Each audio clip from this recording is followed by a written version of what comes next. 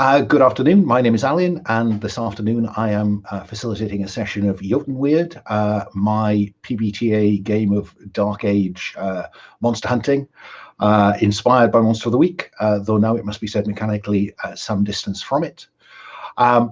This is the third session. Unfortunately, this was due to be a 4-part series, but I was ill last week, so this is third of 3, our finale. And I'll fill our millions of viewers in on exactly where we are shortly. This session is organized as part of the Gauntlet online community RPG calendar. If you don't know about the Gauntlet, you really should. So do look it up, do Google it, and come and join us, because you will find loads of games to play in and great players to play with, such as the ones I have with me today, who I will now ask. Yeah. Yes, yeah, I include you, Paul, honestly. Let me start with Paul, because he's bought a new light and he's looking brighter than I've ever seen him look before. So Paul, say hello and introduce us to Bull, our commoner. Hello, I'm Paul, he, him. I've been with the Gauntlet now for coming up for a year, although I don't play that regularly. My character in Eotenweard is Bull, the commoner. He is not the world's brightest man, we should say, but he has some passions in his life, one of them being his mule, Donkey. He is pretty thick, I will be honest with that. But yeah, Bull, the commoner. He has a degree of Baldrickian wit and knowledge of the world, I think. Moving along, Sabine, say hello and tell us about Eomen, son of Uther, giant killer. Yeah, that's a mouthful, isn't it? Hi, I'm Sabine. I use any pronouns. I'm playing Eomen, he, him, who is apparently the son of Uther, which I sometimes define. He is actually himself mostly a peasant. He's a monster hunter. He runs around hunting monsters and tries to get people to pay him for it, which sometimes works out, sometimes not so much. Right now he has been at Synhamm for a while. He's been attached to the court, but I guess that's over now, because he punched the Jarl's son in the face, and that, yeah, well. Anyway, he is now accompanying a princess to her betrothed, which is a bit of a problem, because he has some weird feelings for that princess, and that is not politically advisable, it seems. It seems he has no money at all, so it's not politically advisable for the poor girl, at least. But we'll see how that goes. Maybe her betrothed is a really nice guy, so then it will be okay-ish. Yes, and sadly it appears she has some feelings for Eomen as well. Oh, complicated. You can tell I've seen Midsummer Night's Dream recently, can't you? Blake, say hello and tell us about Aedwin.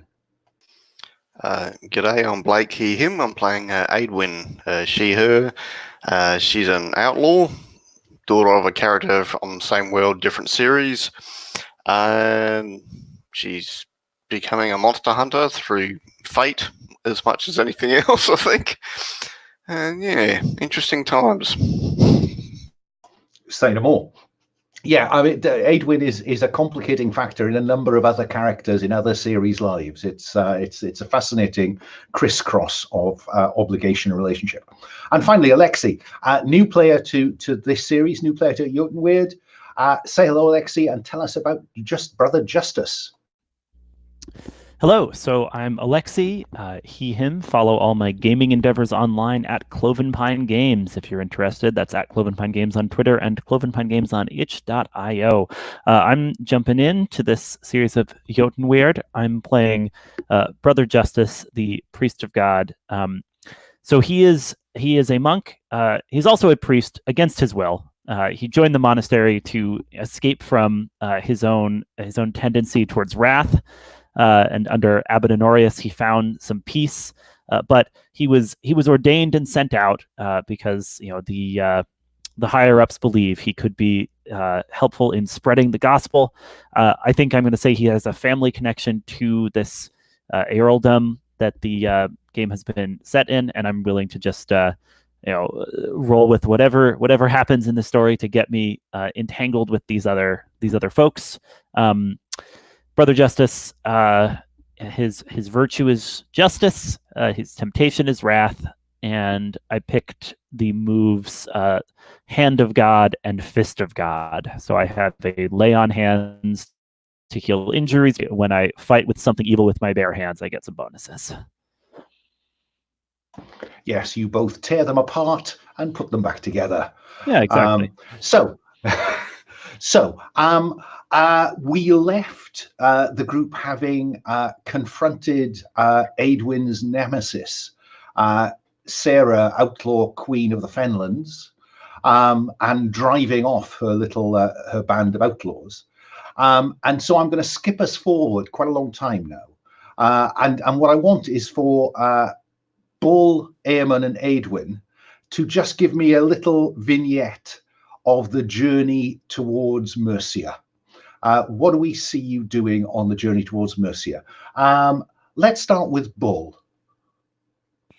Okay, I think you're going to see sort of side of the fen, a pretty muddy path, and then the mist clears and you'll suddenly see Bull guiding a donkey. Now, let me get this right. There's actually two, isn't there? There's my donkey, and then the princess is mounted on another steed. So yeah, there's me leading two beasts of burden, and I keep looking at donkey and talking to donkey as the mist clears, and then there's the rest of the group, hopefully behind me. Eamon, in this little montage to open the episode, what do we see of Eamon? I think what you see of Eamon is that he is scouting ahead a lot. He has this falcon, and that is his excuse to leave the expedition. I mean, they are in good hands. There are some other knights and stuff like that, and he feels that he's qualified to scout ahead. And when he comes back, of course, he will throw longing glances at Mercia, but he will try to stay away from her, but can't. Yeah, he is torn. Yeah, if I can just build on that one, I think that yes, every time he comes back from having taken, broken trail and checked that the trail is going in the right direction, now that you've left the fen behind and you've entered the great forest, at the other end of which is the kingdom of Mercia and her betrothed. Yes, I think every time you come back, Mercia always invites him to sit beside her at the fire, and they are often seen in this montage eating together and talking. Yeah, is that okay? Okay. Aedwin, what about you on this journey cross country? I think every now and then she'll sort of disappear into the shrubbery, bushes, whatever, come back with some pheasant or grouse, on one of her arrows, and just start ripping the feathers off, and yeah, she's trying to make herself useful, and she's also hungry because it's cold out here. Always the practical woman, Aedwin. And so let us then cut. You have been traveling, I would have thought, for the better part of a week across country through the forest, following the river valleys, tending always to the southwest and Mercia. And so we see the camp, and just for the purposes of Alexi, if you go to the places and faces tab in the character keeper, Alexi, you'll see that there are a number of people there marked as on the road, because it is not just our three principal characters who are part of this, as well as the princess and her maid. There are also her two young Celtic bodyguards, the warriors who accompanied her to Synhamm a year ago, and also two Saxon warriors that Earl Widdock has sent on this escapade cross country. Yanwin the Shield Maiden and Cuthred the Broad, and so we see the group camped around a fire. Who's sitting with who? Aedwin, who are you sitting with? The two Saxon warriors, I think. We just chat about things we've seen, who we've fought, rumors of weird stuff we've heard of. Do they know you're an outlaw by profession? Or were an outlaw? No. I'm a tracker, in inverted quotes. Of course you are. Of course you are. Bull, what do we see you doing at this campsite? I think you'll see me with, if Riata is not tending to the princess, I shall be engaging in conversation with her. If not, I'm quite interested in why Cuthred the Broad is called the Broad. So I'll be asking him some questions about that. He's a very big bloke, to the point of being slightly obese, actually. Gotcha. But Riata is indeed, unengaged at the moment, because I have a suspicion I know who Manuja is sitting with. But we'll come back to that in a moment. So what's the conversation with Riata, Bull?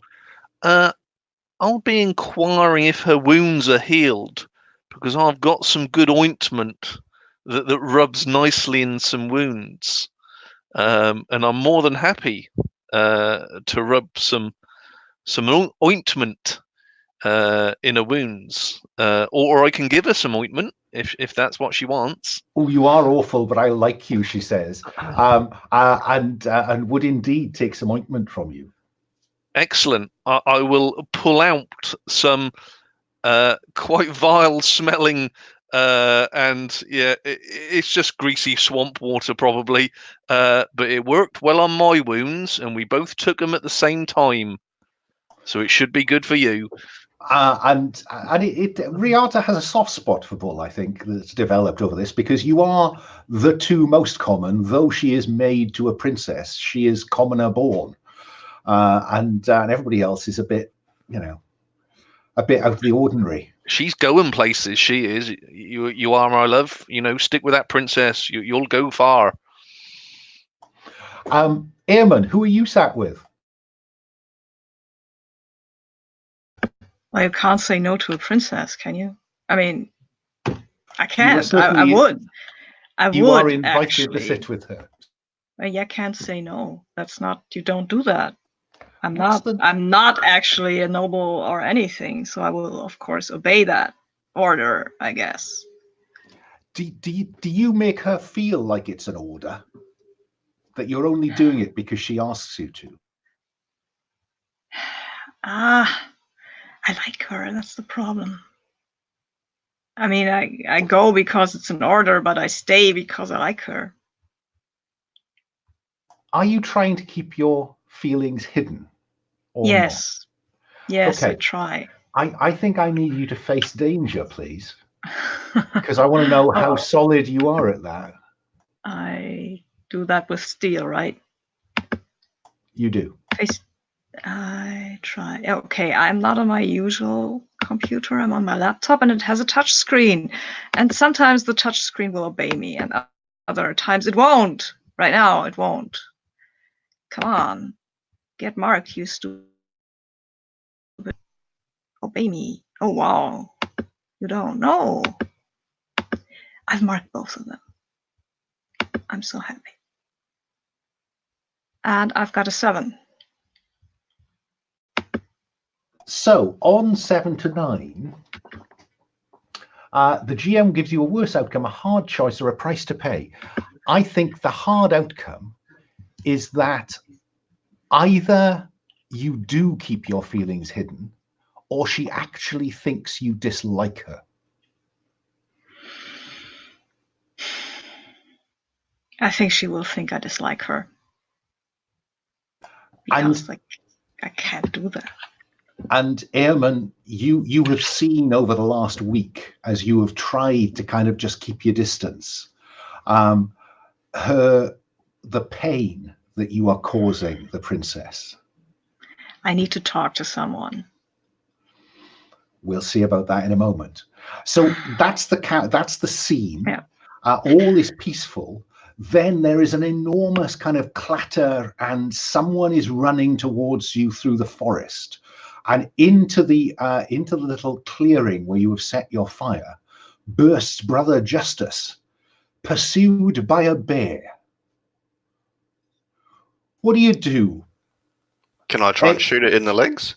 Well, I mean, you were having a nice conversation, weren't you, with these two Saxon warriors? I don't know if you had your bow across your knee. That strikes me as fictionally a bit iffy. So, so you go to get your bow, Edwin. Oh, I'll just get a knife then. I'll go with my knife. And attack it. Yep. Yeah, I want to attack it too, because, hey, anything to get away from this conversation. Well, this is a situation I'm equipped to deal with. Bear, yes. Fighty, yes. Good people, some aid. Bull, do you rush to the bear or do you stay with Riata? Stay back, ladies. This is a man's job. I'll go and kill that bear Well, after those two do it. By the time you've sorted those two out, I think Adrian and Eamon are on the scene.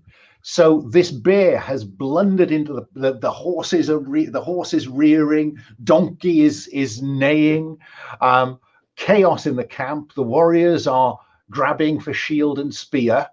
I guess that probably I'm going to allow Adwin to get there first with her knife. What do you do, Adwin? This bear reared over the top of you. What do you do? I was wondering if I can use killer since it's unsuspecting. It's not expecting an attack from me. I'll come from the side and sort of, go for the leg.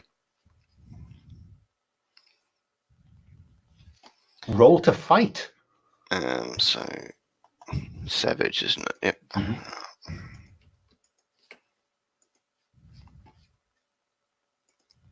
7. So on 7 to 9, you can choose to exchange harm, and its harm will be at least 2 from that swinging claw, or choose 1 effect from the list, the basic list. What's your... Yeah, I want to give advantage to Eoman. So what does that look like then? I think I'm slashing at its leg. It kind of backhands me, but it's turned to face me. So it's not exactly looking at Eamon when he's front on. Okay, Eamon, you are rolling with advantage to fight using what? I can't remember what your axe, isn't it? I have an axe. Yeah. I think I have an axe. I think I have some moves that will help me now. I roll with advantage means I roll 3 dice, right? Right? Yes, indeed. Okay, then I need another one. I'll submit that one, and then I reroll the other 2. And that's a D8. Wow. Cool. If you're going to make up mechanics on the hoof, Sabina, there's going to be trouble. I'm very by all sorry. means, roll the 2 you've got and re-roll the lowest one. Okay, that's probably the better idea than just trying to Given find that the this right... dice roller is wrestling you to 2 falls and a submission. Yeah, I've got a 5 now, which isn't that great. But I can re-roll that one. Go away to be better now. Re-roll. Yes. Yes, it's a 3, which means that's a 7. Okay, so again, you can exchange harm with it, or you can choose one of those effects. I will so much choose to exchange harm with that beast because I may be able to do something here to assist. Cool. Yeah. But I mean, if you assist me, I get an 8. So that's really... no, my assist's a bit different. Oh, right. I remember that. Yeah. Okay. So, Bull, you are last to the party. Yes. But what do we see you doing to turn this partial success into a full success for Eamon? Eamon is sort of what are you armed with, Eamon? Mm-hmm. I'm using an axe.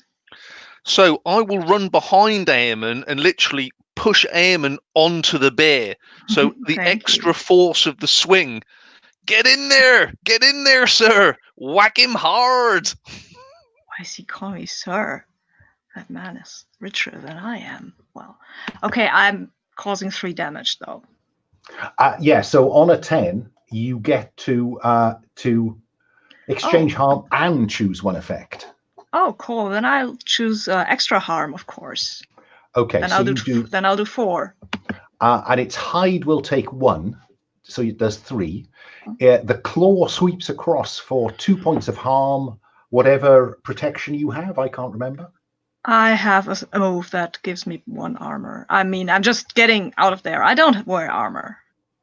No, you just duck and dive. Yeah. So I think that we see the claw swinging across, and it would have taken you across the head perhaps, but with a duck and a dive, it just wings you on the shoulder. You take 1 point of harm, literally a bit of bruising.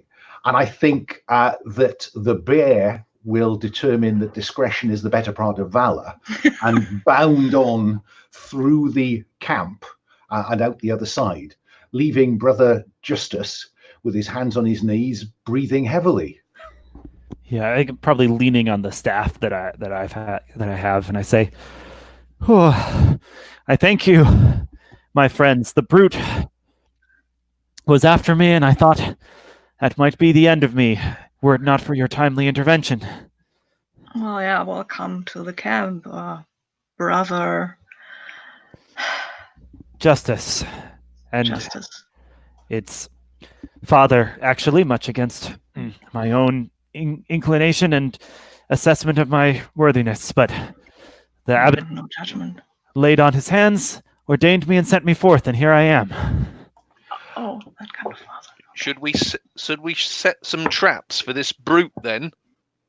Because all I've seen is a bear. I think he means the bear.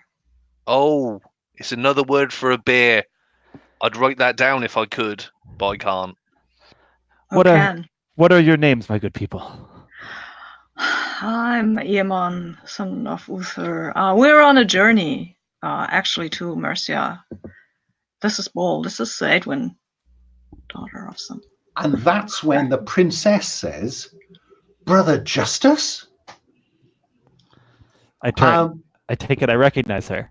You do, because Abbot Honorius traveled through the kingdom of Elmeet 2 years ago. Mm-hmm. And clearly you left some impression on the princess of the House of Elmet. And she rushes across and says, "Have you news of my father?" Now, I have to fill in backstory here. Her father, the king, has his kingdom has been invaded by the Saxons. She is the surviving heir. And so she is assuming that coming from the north as you have some news. What do you say, Justus? And sorry, just to make sure I'm following. Do I know something specific about the princess's father, or are you leaving it up to me to author this in this moment? Like I wonder. Well, we can do this 2 ways. You can simply narrative it for me. Mm-hmm. Very happy. Or we could use your beginning of session move and see whether your prayers have revealed anything of these events. Oh yeah, totally. I'm happy to make this the beginning session move, because my move is the Mind of God. At the beginning of the session, I pray and roll plus soul, and I gain hold to look about me, depending on how well I succeed at this. So perhaps upon seeing the princess and kind of, hearing her question, right, about news of her father, we see, Brother Justus kind of grip the small, like, reliquary he has kind of attached to his belt. He's wearing kind of, rumpled monkish robes of, brownish black, and so like I grip the reliquary and I say a prayer for guidance, and I will make a roll plus my soul, which is 2. 2d6.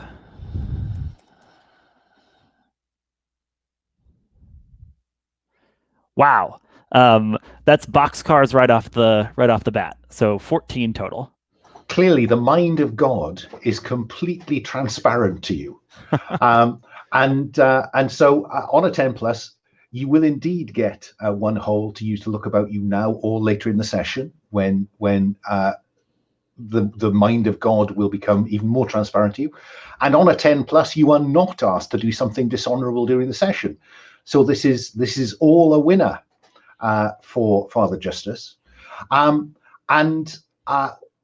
What I will tell you that you can tell Manuja is that, well, I'll tell you, Justice, you know for a certainty that the king, her father, was killed by the Saxons. Now, whether you choose to pass that on is a different question. And I will add that there are rumors that one of her brothers survived and is raising a rebellion. But whether God wants you to share that or not is not as clear as it might be.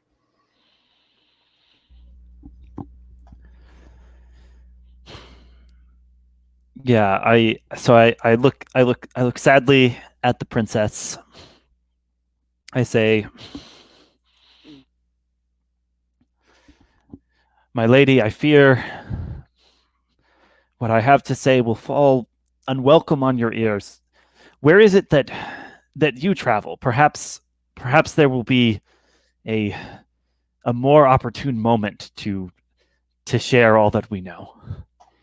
I travel to my betrothed, and I think again there's a kind of slight kind of sadness in her eyes.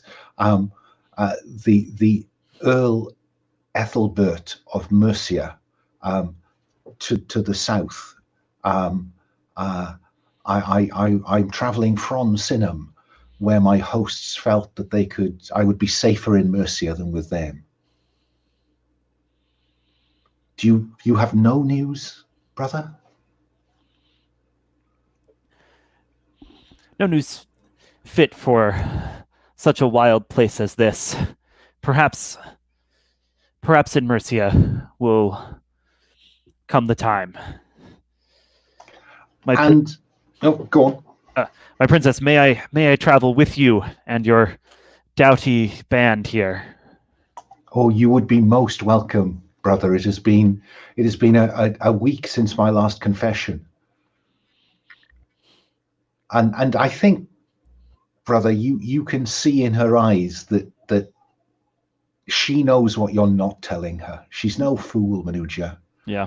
And there is a deep sadness about her conviction now that this confirms that her father is no more and the House of Elmet is expunged, except for her. And she asks whether you would come and pray with her. Gladly, my lady. I think Riata will join you as you go a little aside from the camp. Will anyone else join Brother Justice for prayer? Because I think technically you're all Celtic and therefore nominally Christian. I'm Christian. I mean, I have to. Oh, come on, let's go pray. Praying is fine. Oh, I do love a good pray. I do. Adrian, anything to confess? But I don't see there's any sort of interest in religion, so I think she'll take the opportunity to go and do some hunting and stuff. And so I think, with the exception of Adwin, all the Celts in the camp will gather round Brother Justice as he leads them in prayer.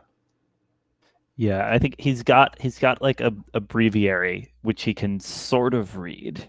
I think he's kind of partially literate because he comes from a more common background and then kind of went to the monastery to escape his own rage, and so has like learned some things, but is kind of working partly from memory as well, as he tries to lead just a night. It's nighttime, yes.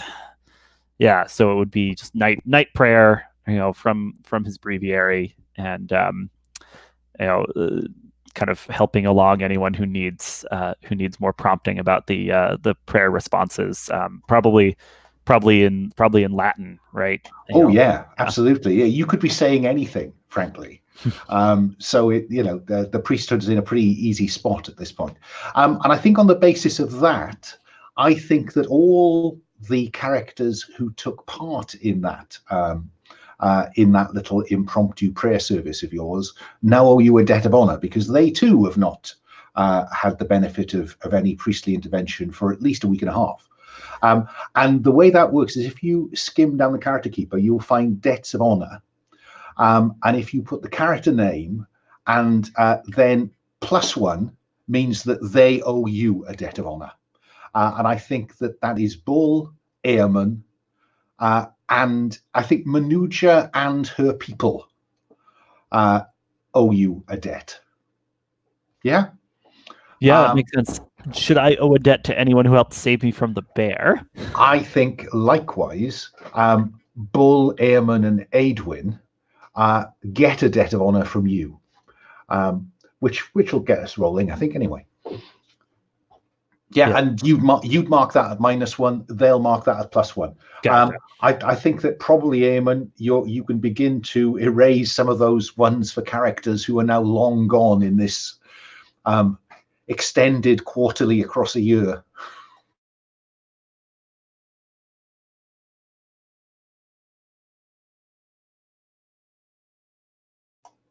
And just while you're doing that, Brother Justice, I will note that your god, you always owe your god a debt of honor, really, unless you get really ahead of the game. I don't think I'm gonna come out ahead on paying for Christ's sacrifice to redeem me from my sins. So happy to keep that debt. The other thing, I notice you've marked wrath. You don't have to take that temptation at this point. You've made a note that at the point when a temptation becomes mechanically appropriate, you would default to wrath, I think, but you're not obliged to. Okay, cool. I'll keep that in mind. So, on the road, on the trail the next day then, and I think that Manuja will spend more time with Brother Justice now than Eamon, because, despite her immensely strong affection for Eamon, clearly he cares not a jot for her. And when she's not, so she spends a lot of time talking to Brother Justice. He walks alongside her when she dismounts and leads her pony. Bull, I think we'll see. Are you trying to engage Riata in more conversation, Bull, on the road? I will try and engage her in conversation, but I'm also quite interested in overhearing what Brother Justice and the fair princess are discussing as well. So I think, what do you think? That sounds like look about you, a very specific look about you. Yeah. Yep. Go for that then. And look about you uses sense. Sense. I have sense of 1, so let's roll these bones. 7 in total. So on a 7, you hold 1 to ask me a question about the location of the situation, someone or something in the scene, and I guess that's what you're asking me about, isn't it? Yes, I'd like to know if the princess's feelings or if she has any non-platonic feelings for Brother Justice. Oh, Brother Justice, what's your impression of the conversation with Princess Manuja? Is she coming on strong? Good question. We can see the picture of Brother Justice in the character keeper, that he's a handsome he is hot with he an is open hot face, certainly. So I'm happy to complicate the situation by saying the princess has feelings for him. He of course has a vow he has to honor. But where did Alun go?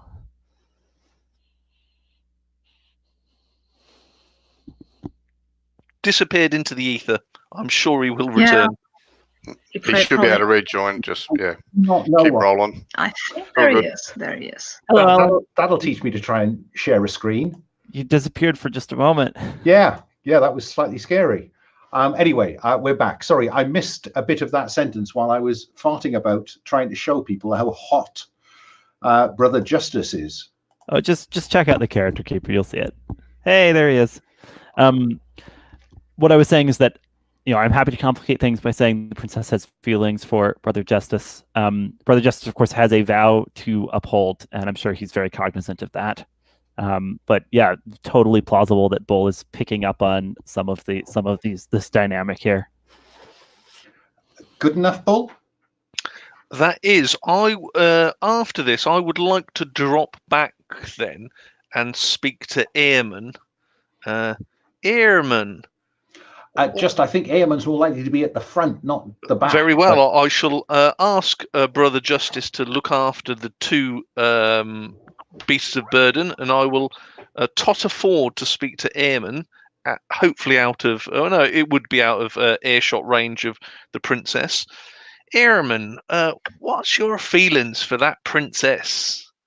Because I don't want to say anything, but that brother, I've seen you looking at the princess, and she's a mighty fine woman for you. For me? Ha! No, Bull. She's highborn. Well, I've been some women that are being highborn. I was once with a woman before I was married that she actually owned her own pig. She was a lot higher born than me. But yeah. I've been around a bit, and I can see that this princess likes you. I like her too, but there's no way where this can go anywhere, right? I mean, I can't marry her. I have nothing. Well, she might want to just live in a hut with you. You just don't know these things. I don't have a hut. Well, we could make a hut. We could find a hut, or we could turf some bastard out of a hut. Yeah, then the Lord comes and says, "What are you doing here? You can't live on my land." Well, you've killed many a monster, and I do owe you a debt for that. But I could put in a word with the maid, and she could probably say something to the princess. Maybe you're a shy person. No, I'm not a shy person, but I can't do anything right now. I have nothing. You can't just build a hut somewhere and then start plowing fields. I'd say follow your heart. But, if you want me to put in a good word for you, I'm more than willing. Because, that brother, he's taken a vow with God. And, he shouldn't be doing that kind of stuff. That's wrong. It's like a three-legged donkey. It's wrong. Anyway, I'm just saying, if you want me to put in a good word for you, I'm more than willing. I'm in there with the maid. I've given her some ointment. She owes me. So just say, that's all I'm going to say now. I'm going to get back to donkey, but, I'm willing to put in a word for you, and you deserve it. Thank you, Bull. That's very, very unrealistic, but sure. I mean, no problem. I'll get back to donkey now. Just give the nod. Yeah, I will. I probably won't, but because I mean, she's betrothed. You know that, right? Well, that's just renting with an option to buy. My landlord said. That don't mean she's signed off yet. Like she has a choice. Everybody should have a choice, from the lowest commoner like myself to a princess. We could build a better society here where people have choices. That's all I'm saying. Yeah, that's not how the world works, though. Well, I'm going to get back to donkey. Just give that nod. Yeah. Okay, I'll keep in mind. And Riata sees you coming back, Bull, from Eamon, who's out there at point. She's been in conversation with the two Celtic warriors, and she makes her way up to you on your way back to Donkey and says, "That ointment's done me a power of good, Bull. Thank you." Excellent, Riata. Well, I may have to ask a favour of you, because my friend up there, Eamon, he's quite keen on the princess. You know, clearly you spend some time with the good lady, the noble lady. What do you think her feelings are for Eamon? Oh, I think, Bull, that I think that she thinks that he doesn't like her. That's a lie, that is. Eamon's Wow. just a little bit shy, I think. He's not spent much time around people. He kills monsters for a living. But he is keen, I feel. And, you know, nobody, man, a beast, nor God, not even donkey, should stand in the way of true love. So maybe we should engineer this, me and thee. If so, you think that he might take her off somewhere? I think he would. You know, I've planted a little seed of a nice little hut in the middle of a fen somewhere, just above the water line. You know, it'd be a nice place to raise a family and stuff.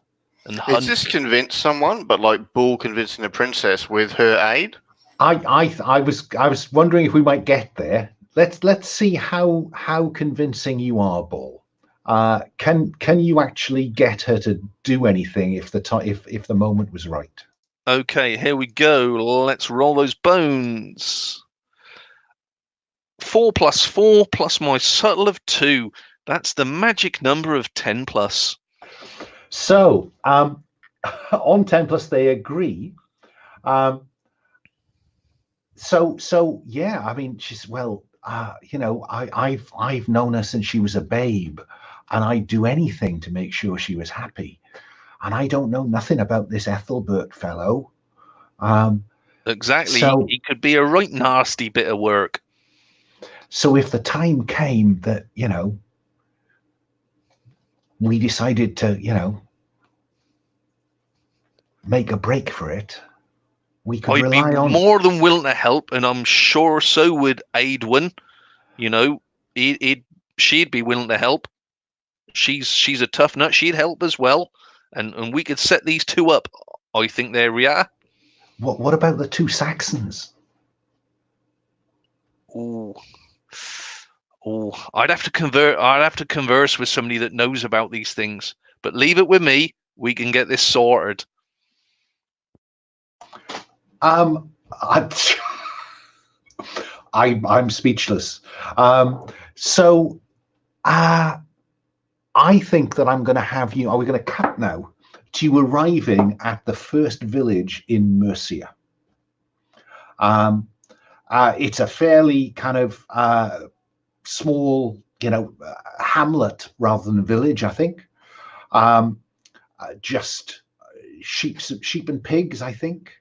Some crops. Who's going to open relations with the head man of the settlement? Sorry, is it Anglo-Saxon kingdom? It's Saxon, yeah. Oh, I'll chat to them. So Aedwin, who's been out scouting, inverted commas, comes to this. It's little more than a farm, really. A thatched hall, some outbuildings, some pens for the animals, and some fields.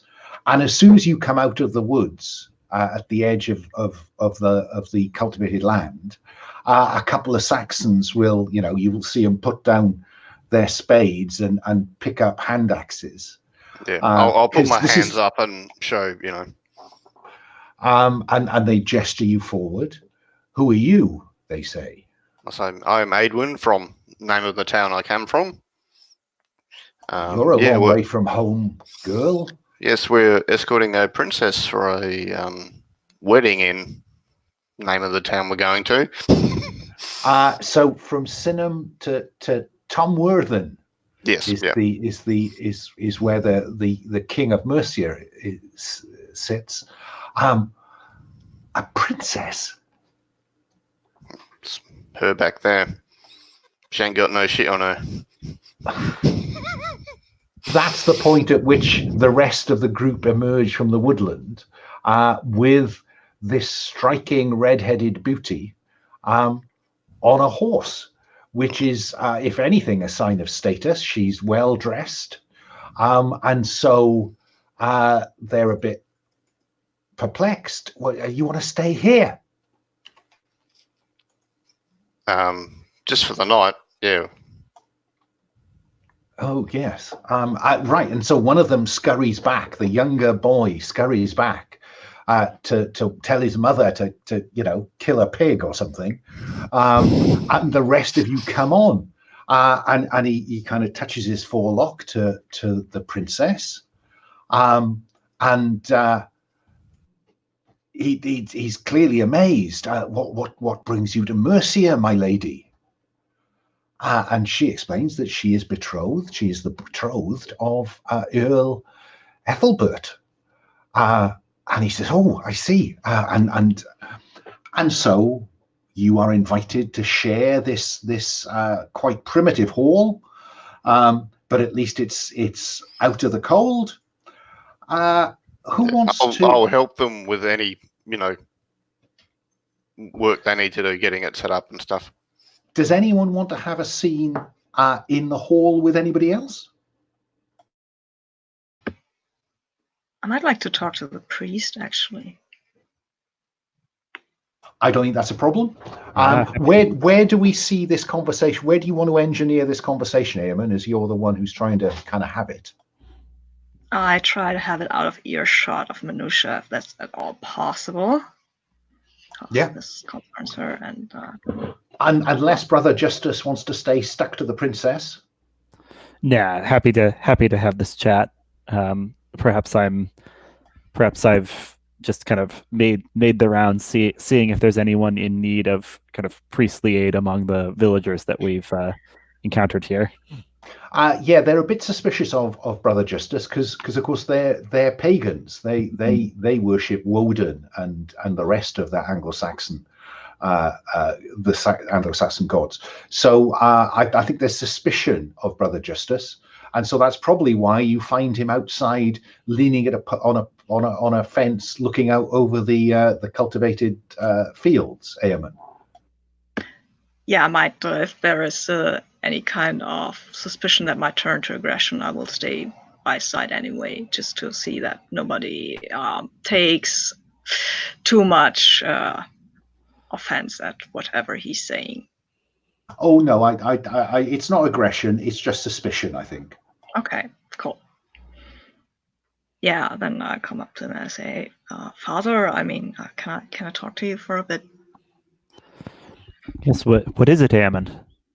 I've got a problem, I guess.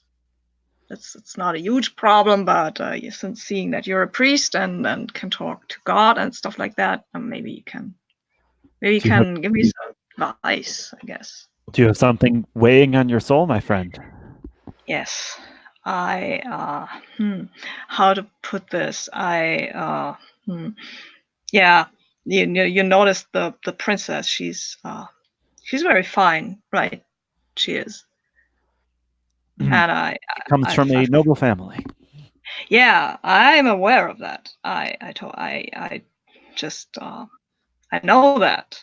I just, my heart doesn't, apparently. Oh, I see. I mean, I know this can't go anywhere. I know that, but no, tell that to my stupid heart. So you wish for my help to rein in your wayward heart. Yes.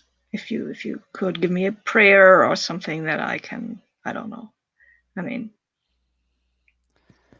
all of us, Eamon, have passions that are opposed to what is best in us, and only with the Lord's help can we overcome them and tame the beasts within. Oh, they made me a priest so I could help more people, but there's so much more help I need myself before I am ready. I will do my best, and I will just put a hand kind of like pretty like roughly on your head, and just start to pray for the Lord to help Eamon and help Eamon bridle his passions and keep them from driving him to sin or to foolishness. And I don't know. Tell me if this triggers a move, but I'm just Brother Justice is just praying for this friend to get some peace here. I think you are using your power. Nice. Now, right down the bottom of the character keeper are a list of the power effects, and I just wonder which one of those might possibly be appropriate. Yeah. Banish. So I can banish a curse from a person for the rest of the scene. You can. Can I try to banish the curse of Eamon's misdirected love here? I think that would be entirely appropriate in the context. All right. So this is my spirit move here. You roll plus soul. Yeah. Rolling plus soul. Right. Soul move. Cool. So I've got 2 souls. So this should go great. What could go wrong? Yeah. That's a 6 plus 2 is an 8. So on 7+, you successfully cause the effect. On 10+, the GM doesn't say what goes wrong. So I am going to say something goes wrong. Yeah. And I think that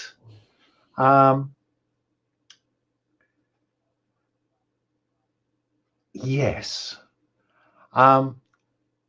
You can feel, Brother Justice. And it's odd. Stop me if narratively or in terms of the character this seems a bit iffy, but it seems to me that a lot of this is a bit like going through the motions for Brother Justice. The level of his faith doesn't strike me as enormously high. Is that fair? I think on some level, right? And Abbot Honorius has really helped him, but he has a lot of doubt in the vocation he's been asked to take on here, right? Like he would stay at the monastery, like tend the garden and like avoid any danger of falling into wrath if he could, but he's been sent out into the world and he's not sure he's ready for that. He worries about his own preparedness. And so I think he is surprised when that hand is on Eamon's forehead as he prays to release Eamon from this the curse of if not lust, certainly love. There is a palpable ripple in reality around Brother Justice, and I think the effect draws immediate unwelcome attention. From who or what, I don't know we're in a position to say yet. Yeah? That's great. Yeah, Brother Justice, like, as that happens, like, steps back a tiny bit. Lord. Oh, Lord, that is... Well, I hope that helps you, Eamon. Thank you, Brother Justice. My heart feels calmer. Thank you. Good. And I'm just kind of like looking around, like, what was that? What am I doing here? Yeah, I think that for perhaps the first time, Brother Justice has felt something move through him. And Eamon, I think there is that palpable sense of relief. We know mechanically it's not going to last a long time, but you'll sleep better tonight than you have for some time, I think. Yeah, I think it's just a measure of peace with the whole fact that this is going nowhere and that's okay. Okay, I can get over this. I can get through this. This is not the end of the world. Maybe I'll take up with that Edwin chick. She seems nice. Edwin, that night the head man of the settlement puts on as good a feast as he can. Breaks out the ale that he's stored, and that half pig is being roasted. And this is the first time they've entertained a princess, so they do push the boat out. And so, Edwin, I think probably I'm going to ask you to face danger, because after the feast, everyone falls into a welcome sleep. This is the first time in a week and a half that you've slept under a roof. Eamon is feeling relieved. He's palpably lighter. He seemed to enjoy his ale. Bull, well, who knows? Bull, he seemed to be enjoying himself. But Edwin, I'm interested whether you notice anything in the night. So face danger, you said. Yeah. Steal 2. Excellent. Yeah, because I'm a bit paranoid. 7, 9. 9. So on 7 to 9,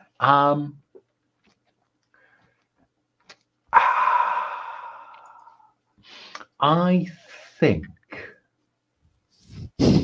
you did hear, you heard something in the night, but it was just Riata seeing to the princess. Okay. I'm going to check on Donkey. Okay. And so you go to check on Donkey. And you're I'm imagining Donkey in the bed with a blanket and then Bull at his feet on the floor. Because this is a proper Anglo-Saxon hall, the more valuable animals are brought indoors at one end of the hall during the night. And so I think probably Bull is asleep at that end of the hall with Donkey, the cow, the ox, and the princess's horse, and the landowner's horse, I think probably. And so you go to check on Donkey. Yep. Bull, will you face danger for me? Defending Donkey, I always face danger. But I rolled pitifully low, and with a roll of 5, that's -1. Let's go down for a good 4. Okay. Well, of course, the upside is you mark experience, so congratulations for that. And so you are sleeping peacefully when Edwin comes and just checks on Donkey and sees you snoring. But Edwin, the princess's horse is gone, as is the other horse. What do you do? I have a quick look outside in case like it's just happened. I think that it hasn't just happened, no. Okay. Is anyone... I can't see like signs of blood or struggle or anything, or none of the people in this thing? No, I'm not going to make you roll for that. Well, I mean, it's dark in the hall, so that there's I think I do need to make you look about you, actually. Yeah, because it's dark and indoors. Sense. Okay. 1.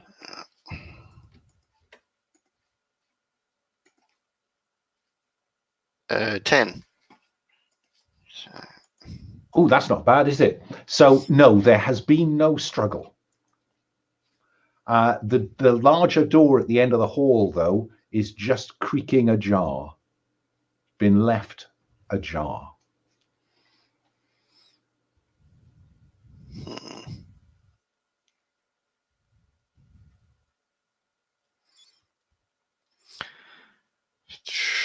Yeah, I think I'll shut it, just in case I think they're going to come back for seconds or something.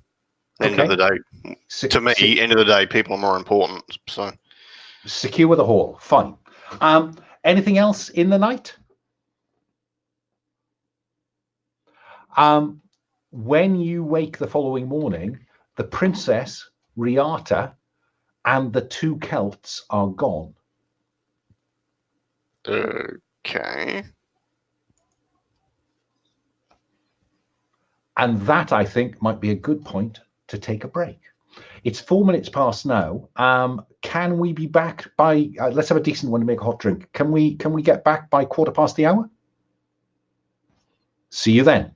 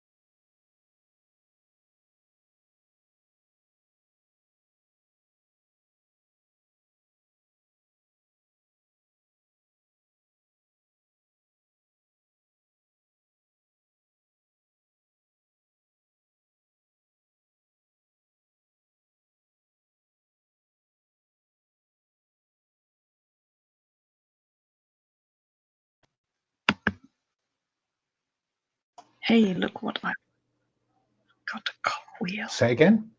I've got this. Look, it's a cogwheel. Oh, you've gone frozen. Oh no, what? I can hear you. Oh no, you're Right, back. yeah, I'm back. Yay, Yeah. I'm back. I'm So happy. what were you saying about a cog? I have this cogwheel. I bought it at a fair, and I feel very enamored of it. You But I should don't know mount what it to do on something, or yeah, I was gonna. It'll make an attractive piece of jewelry, or a gift. Yeah, maybe I'll just plan to sew it on something, and then never will do it. But I could make a plan about that. And a plan is half the battle. Yeah, no, not for me. I'm having plans and never finishing up on them, so You have no time to plan. You're always playing. it's true. It's not quite though. Okay. So the next morning, they've gone. What do you do? Oh, great. Well, okay. I'll say, Well, I've looked around. There's no sign of struggle. I think they decided to flee the building. Yeah, well, I will follow her, but to do that, I would like to find out where she's gone before I start running off into the day as it is. Everyone hears a slamming noise and turns in surprise to see that Brother Justice has just brought both fists down on a table, right, and is kind of fuming and angry in a very unlike priest affect here.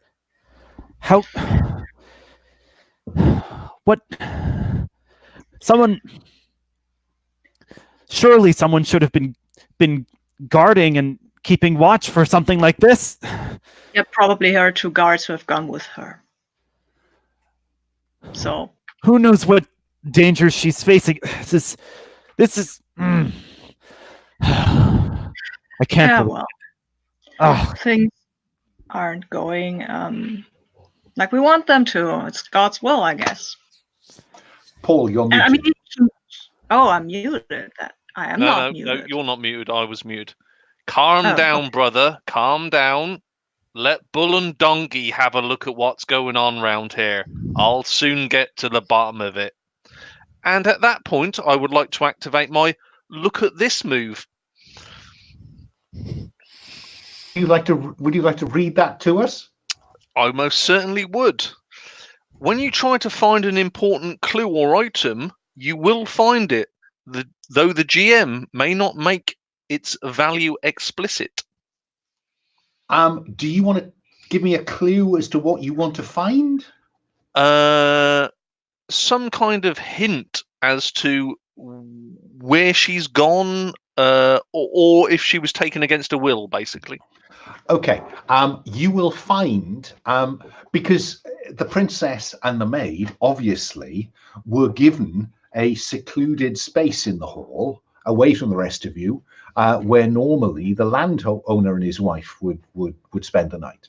And when you look in there, Bull, you'll find a crumpled piece of parchment. And when you open it, it's in charcoal on it is some kind of, it could be a map.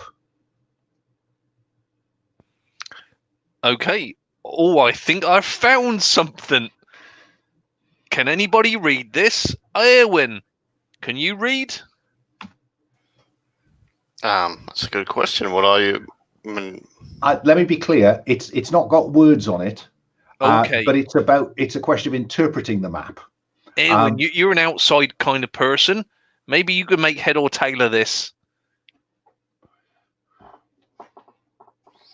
Yeah. All right. I'll try and look for landmarks that we've seen along the way, and I think that's the kind of map it is. What I think between you will conclude is that this was a kind of well, this is where we are. So the forest is over here. Elmet must be north.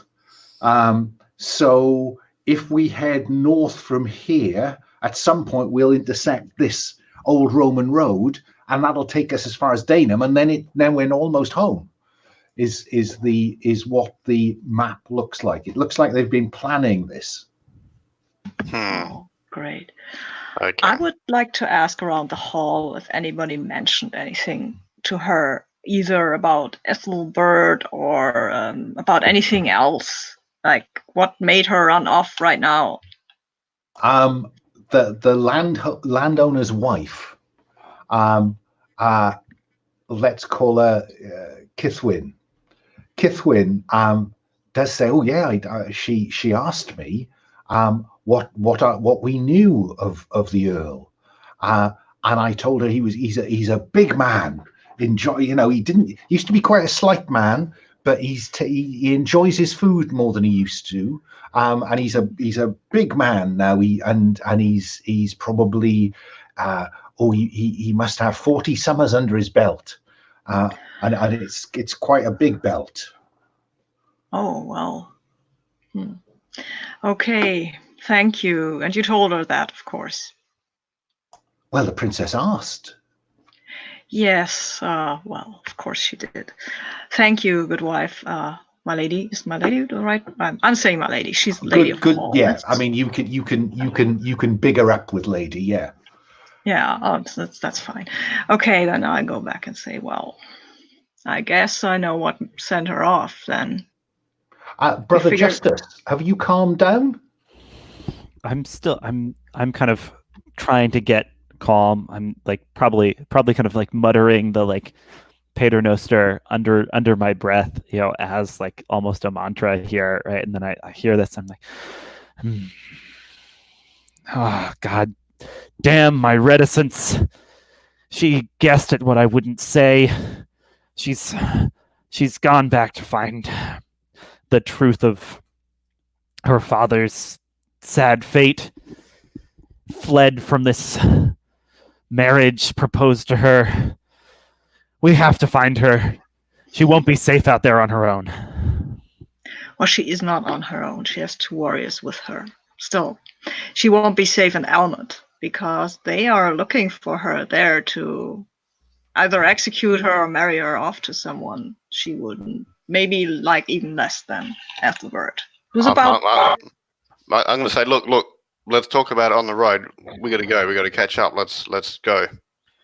And okay. I'll say to the Lord of the Hall, thank you. You have done nothing wrong. We appreciate your hospitality, and we'll repay your kindness one day. But we have to go now. I think that works for you. I think in terms of Eanwyn and Cuthred, the 2 Saxons who were sent with you, they feel obliged to head on towards the Earl's Hall, which is probably half a day from here, and pass on the news that she's done a runner. Yeah, maybe you shouldn't. Maybe we could get her back. We weren't charged to talk to these people. We were charged to bring her there. Going back, that's just what they're going to do. I'm going to say, look, I think the news might be better received if we've got her with us, because the Lord may not appreciate you bringing that bad news. Try and look like it's in their interest to, Look, says Eanwyn, the Earl Widdock, gave us strict instructions to get the lady to her betrothed. Exactly. If you, by all means, go north, get her back. But we've got to. And the sense you get, Edwin, is that Eanwyn is very worried about how they sit in this. There's a bit of back covering going on here. Mm-hmm. So okay, look, what she'll agree is they will carry on to the Earl's Hall, and tell him that she's on her way, and they will trust you to bring her on behind. Yep, sounds good. And I'll shake her hand and say thank you. We won't be long. And if that's how you interpret your duties, then fine. So let's cut to you heading north. I don't think it'll be difficult to follow the trail. I'm going to assume that you can follow it. Of course, they've got 2 horses between them. You've got donkey. So they are probably making better time than you. But what's your strategy for catching them up? I think clearly she's not used to moving the princess. So yeah, while they have got mounts, she's probably not going to move for as many hours of the day that we're prepared to put in. So I'd say that's our strategy for catching them up. Yeah, I remember that she was whining around when we were going too many hours. So that seems a fine idea to just run until we drop. I think that's fair. I think that you can keep going longer than they can. So fingers crossed. Okay. I'd be actually happy to spend my held look about you from my Mind of God move to say that kind of in like a way that is like at least a little uncanny. Brother Justice like points out the way towards a like otherwise unnoticed shortcut that we could take to kind of shave off some time. I think that's fine. So let's have you look about you. Because that's the effect, isn't it? And I'm just reminding myself, you hold 1 to look about you now or later in the session. Is it a so you can just ask the question. Yeah. Where can we find a shortcut to cut them off? I think if you head, instead of taking the lowland route, I think if you go over the top of that hill, you could save several hours or maybe half a day. Nice. And is it kind of, can it be that like, to the pagans, this hill is considered, cursed or otherwise, not ground we're supposed to walk on? Oh, I'm very happy for that to be the case. Great. Yeah. So, but I'm like, no, it's the will of God that we go this way. We will. Brother Justice, do you want to spend some of this episode's special effects budget on this? What in terms of what we see on screen? You don't have to. I'm just offering. Oh, no, that seems legit. In that maybe the hilltop has these Roman ruins on it, and kind of as we pass by them, kind of the viewers see our like shadows sort of like twist and change against the ruins, and like Brother Justice maybe like looks to the side for a second, but then like looks like resolutely forward and can like gestures for people to keep going forward and pay no attention to the shadows. And as you pass through these ruins and down the other side, I think that we, the viewers, we cut from you disappearing down the hill out of sight back to the ruins, where we see shadows begin to move independently. Let's see where that takes us shortly. I should have said, Alexi, I'm sorry, you'd think I'd know these rules given I wrote them. But in order to use your use power move, you need to sacrifice either fate or a wound. Now, typically, pagans go for blood and Christians go for sacrificing fate, but it's entirely up to you. Yeah, when I use power, you mean to kind of cast out unlawful love from Eotenweard? Indeed. I'll go for the fate then. Okay, so if you reduce fate to 2 of 3, and the way you get that fate back is by succumbing to your temptation. So at this point, it would be legitimate for wrath to be now a compulsion, if you want it to be. Yeah, that seems legit to me. Okay, and so you activate wrath, and you get the fate point back. Yeah. Hooray! Let's find you something useful, valuable, or someone useful or valuable to destroy, and then see if you hurt somebody. Okay, so be wrathful, oh brother. And so you make good time through the day, But go on. Might I remind you that I have that falcon hawk? I forget what kind of bird of prey it is, but I will send her out just to keep a look on if we can, if she finds any kind of sign of Minutia and her party. I think the way that, because you've attached that to look about you, haven't you? Yes, I have. So you look about you with advantage when that falcon could be advantageous, and I think finding a route, a rapid route north, probably is legitimate. So let's have you look about you with advantage, Eamon, and because we need to get that hawk in this episode more. Let's have her at least once, right? So yeah, I'm rolling. I'm trying to roll, and yeah, with advantage. Come on, yeah, I've got a 10 already, but I can just for fun, I can roll this 4. Come on, it doesn't. It's fighting back. Doesn't want to be re-rolled. Give me another 6. No, it's still it's a 10. It's I think it's with sense, right? So it's an 11. So 11. What a shame you didn't cross that 12 boundary. It was a good try, though. Yeah. So you can hold 2. And I think one of the things you're asking me is, can you shave any more time off the route? Yeah. And so what does that look like on screen? You know, give me a picture of this falcon doing stuff. Yeah, I think what we see is just the falcon flying ahead, and I think she finds a kind of a brook, little waterway, and we can travel by the side of this brook because the vegetation isn't so dense there, and also we know from the way the falcon flies that this is actually the direction we're going in. And that leaves you 1 hole to look about you. At the end of that day, I think I'll have you find their campsite from last night. They obviously didn't pushed on, but then broke in the morning. Okay. And so you know you're on the right trail. Yeah? Cool. Okay.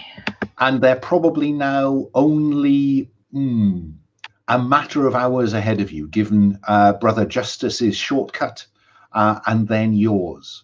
But it is now the end of the day, and this would be a good place to camp. The Celts chose a decent place to camp.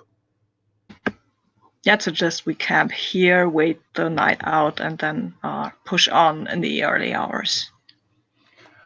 And I love this in non-traditional games. Presumably, you're setting watches. Yeah, I guess. Yeah, I mean, let's do that because, we are in the wilds, right? So, we have Donkey and the Falcon, so... That it's like you've got floodlights and tripwires. That Donkey is well known to cause a fuss whenever somebody takes 2 horses out of a barn where he is stabled next to them. That's what happened yesterday, isn't it? No, it's not. Okay, so I guess I'll ask Edwin. I'll go first. Watch. Okay, cool. Does anyone not take a turn? Is the bottom line? Oh, okay. Brother Justice, it's deep in the night, and I think you can hear whispering. Whispering, you say? Yeah, a kind of non-specific whispering in the woods. I murmur a prayer to Saint Michael, the warrior archangel, and then I will listen. I will creep a little closer and peel my ears to see if I can hear what the whispering is. That sounds like look about you, doesn't it? Oh yeah, very plausible. I will go ahead and roll with sense. Sense, yeah. My sense is -1, so this will be great. It's an 8 minus 1 is a 7. Yeah, I want to ask, who or what is whispering? It's in Latin, Hmm. and it's saying, "We seek peace. We seek peace or revenge." Peace or revenge.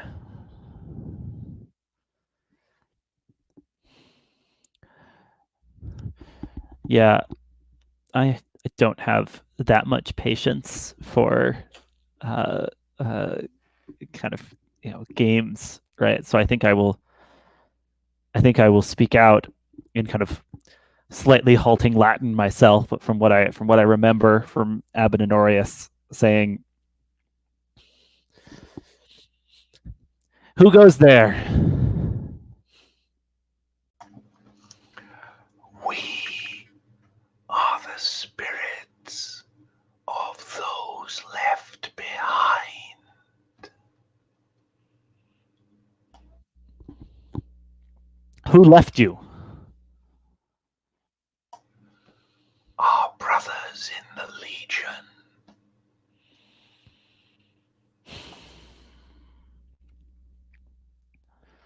You are men of war. Would you test that?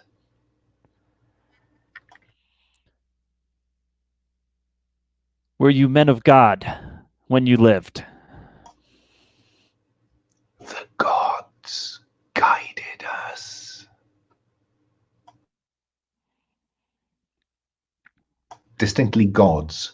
Yeah, Brother Justice heard it. He's thinking. You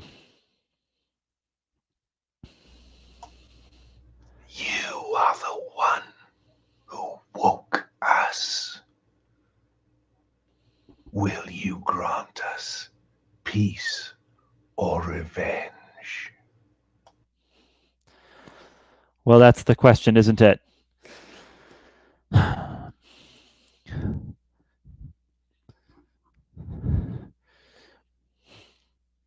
Much as I understand the pull of revenge, it is peace I seek for myself and for you, spirits. Spirits, if I... I'm going to remind you that you are compelled to destroy someone or something.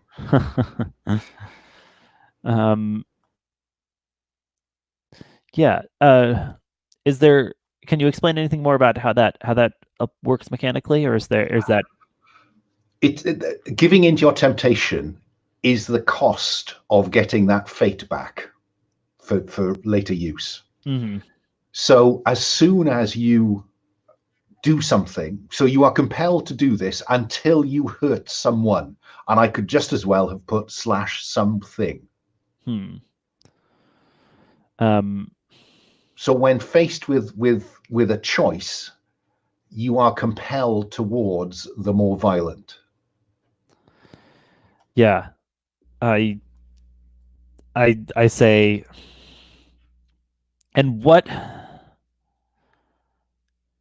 revenge do you seek? Blood sacrifice to the gods, that we may walk among them in Elysium.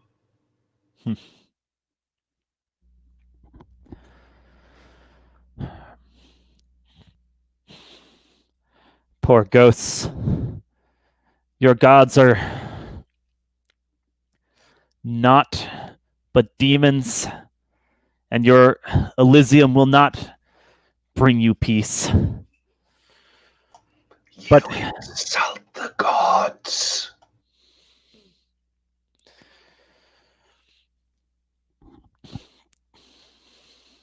yeah, he's out of his depth here, right? But he's thinking through his options, remembering. I think like he comes from a real like mixed background here as far as probably like quite pagan grandparents and parents that were sort of in the middle, and then he found peace at the monastery. So I think he's just gonna see what happens here, as he says. The shadows, where the whispering's been coming from, begin to congeal into vaguely humanoid shapes. Yeah, he says, the firelight behind you cast your shadow, and it's almost as though your shadow is taking shape ahead of you. Yeah, very well, you foolish idol worshipping ghosts. Taste the blood of a baptized man and despair. I'm going to go ahead and like pull out my knife, like draw it across my hand, and just like flick it to cast droplets of blood onto these shadows. Can I have everyone else just roll to face danger at this point? Because I sense that Brother Justice is declaiming now to the point where I think you are all going to wake up. I just need to know in what kind of order, really. So shall we start character keeper order? Bull? I rolled 2, which reduces to 1. I don't think I've ever seen an outcome of 1. Bull and Donkey are fast asleep. Moving along, Eamon. Yeah, I've rolled a 6, but I get an 8. Okay, so and then Adwin.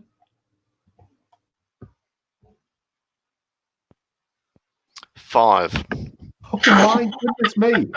So I think that Eamon will wake, Adwin will wake after there is some more noise, and Bull may wake if there is a lot of noise. So let's let Brother Justice. You're on your own at the moment. It looks. Eamon is kind of coming out of sleep, but we'll worry about it in a moment. So I think that you've just taken a wound in order to use your power. Am I right? Super plausibly. I was just following fiction, so you tell me. So I'll mark that first harm there.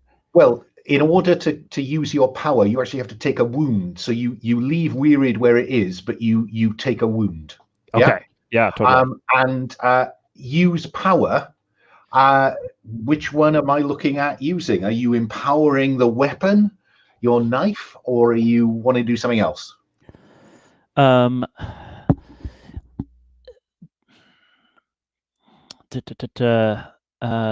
can summon creature spirits and curses. Great. Yeah, I think I started this off praying to Saint Michael. I think I want to just summon angelic guardian. Right, like whether however that manifests, I want some backup here, because I don't trust these spirits and what they're asking for. So I'd like to get some angels on my side. I think this is Priesthood 101. Summon Archangel Michael. Okay, I'm prepared to go with that. So use your power. Roll plus soul. You've made the necessary sacrifice. All right. That's a 9, thanks to my soul. So sadly, on a 9, something is going to go amiss.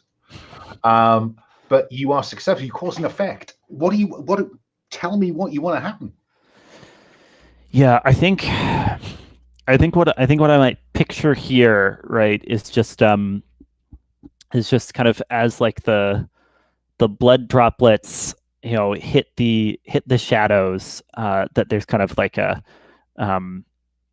it's like it's some kind of an acid and the shadows kind of like draw back from it, and then kind of a little like pricks of fire, right, appear where the blood has fallen, and it kind of some of the fire like rises, and for Brother Justice at least, and maybe for anyone who's kind of looking enough with the eyes of faith, in the fire rising, there's kind of, you know, a pair. There are many wings, just, you know, wings everywhere spreading in the fire, and like a central like bright sword. And that is what we have a special effects budget for. Yeah. And they do draw back, and they do wither away from the flame. Eamon, you are woken by the declaiming priest, and as you kind of shake the sleep out of your eyes, you will see what has just been described. What do you do? Shadows, they are on the retreat, right? I think what Brother Justice described was that they are shrinking back. Whether they are retreating, I think, is another question. Okay, so I have this fire pot, and I will use it now to bring some more fire to these creatures.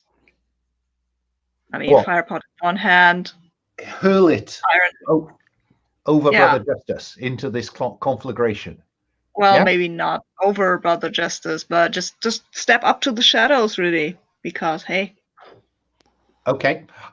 Then I think probably that's face danger to see how well this goes, because I don't think there's a chance of them hurting you if you're throwing a fire pot at them. Yeah. Cool. I have 9, actually. God, I must change this dice roller. So on a 9. I mean, come on, Paul rolled a 2. He did. That's true. I'm just being really grouchy. So on a 9, yes, you do indeed hit it, but you will have to get quite close to them. And as you come close to them, one of these shadowy limbs sweeps out of the flames, and it's a deeply cold feeling as it almost passes through you. These are not natural beasts of any kind. Damn. Yeah. Wow. But the undergrowth around them now is well alight. Eotenweard, I think that, you know, now there is a crackling of burning undergrowth as well as Brother Justice, and you surface from your sleep. I think I'll sort of get my bow ready, and I'm looking about, and I yell out, "Bull, get up!" Fine. You spend this turn getting Bull up. Bull will surface for next time. Brother Justice, you are protected by this angelic host. What do you do next? Yeah. I have this move, the Fist of God. For when I fight something evil with my bare hands, I do 2 harm. And I think I've like got like this line of blood on the one hand. I think I like bring my hands together as if in prayer, but then like rub them so that like my own blood is covering my hands. Like ball them into fists, and just kind of like let out a yell, like, you know, "Be gone, foul creatures!" and charge in and just start punching at the shadows, like in possibly into the fire, fairly unheedfully, but, you know, attacking them this way. Fine. Roll Fist of God. So you are fighting, but you are doing a lot of damage with those holy hands. Yep. And fight is plus savage. Yeah. All right. I've got one of that. Old habits die hard. That's an 8. On an 8, you can exchange harm with them, or you can take a choice of one of those effects. Gain advantage, force your foe to where you want them, deflect their blows, and inflict. And take -1 harm. Land a mighty blow and inflict +1 harm. or draw all danger and enemies to you. It sounds like that one effect, that that effect where you deflect their blow or inflict +1 harm, that effect can go along with exchanging harm, whereas the other ones replace it. At 7 to 9, you either exchange harm or you have an effect. So really, the inflicting an extra harm, you'd be better off not having the effect and exchanging, apart from the fact that you will take no harm if you adopt that move. Yeah. I guess just on a just a design level that slightly confuses me. That seems overpowered if I'm reading it correctly. But I think I just want to go with the regular exchange harm then. Fine. Yeah. Fine. So you punch these ghosts and see what they've got. Okay. So you do 2 harm on them. They do just 1 harm. Again, it's this searing cold that when you contact them, it is as though you have immersed your hands in icy, icy water. The cold of the grave. So yes, you do harm on them. You take 1 point of harm in the exchange. Eamon. Do I take that harm to wounded or to dying? Oh, sorry, no. You can start at the top now. This is ordinary harm. Oh, okay. So that one's up. That one's wearied. Yeah, that makes sense. Take something out of you to punch these ghosts. Exactly. Eamon? One question: have I recovered from the bear wound yet? Oh yes, I think so. Yeah. Okay, cool. Yeah, because I will try to protect Brother Justice from these shadows, if necessary, by using the fire pot like a poi a bit to get between them and him while he's punching them, or by taking some damage that would have come his way anyway. Okay, roll to protect Brother Justice then. Roll plus savage. Yes, I'm not that savage, but I'm not that bad at it either. Sorry, this is taking so long. It's rolling. Yeah, I've got a 6. Oh, but you do have a bonus from training from youth that applies even on a miss, I think. Yeah, that's true. That's true. Right, because that gives me +1. Then I know that gives me that gives +1 harm. Wait, I have to read the move. Sorry. Yeah, I have the move trained from youth that will do something. I mean, I had a miss though. I had a 6, which is not that great, but trained from youth. Yeah, if you fight, I inflict +1 harm, even on a 6-, or get an extra +10 benefit respectively, even on a 6-. I get 1 of the +10 benefits, even though anything else is not very good, but I get 1 of them. Sorry, I have to look at it. This is very slow. Protect someone. I will hold the enemy back and block them. I guess that's what or maybe Okay. I'll draw the danger to me. I mean, I'm more vulnerable anyway than this archangel protected guy. Right. So the spirits are now focused on Eamon, freeing Brother Justice to do something else, conceivably. But Aedwin and Bull are now awake. What do you do? Aedwin first?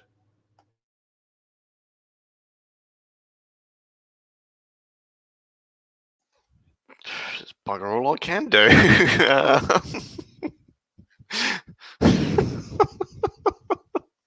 Could say don't move or the priest gets it. No, that doesn't help.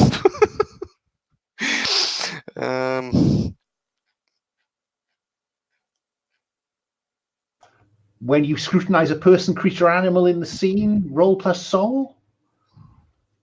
With true sight. Yeah, for their intentions. Yeah, I can try that. That's about it. Soul.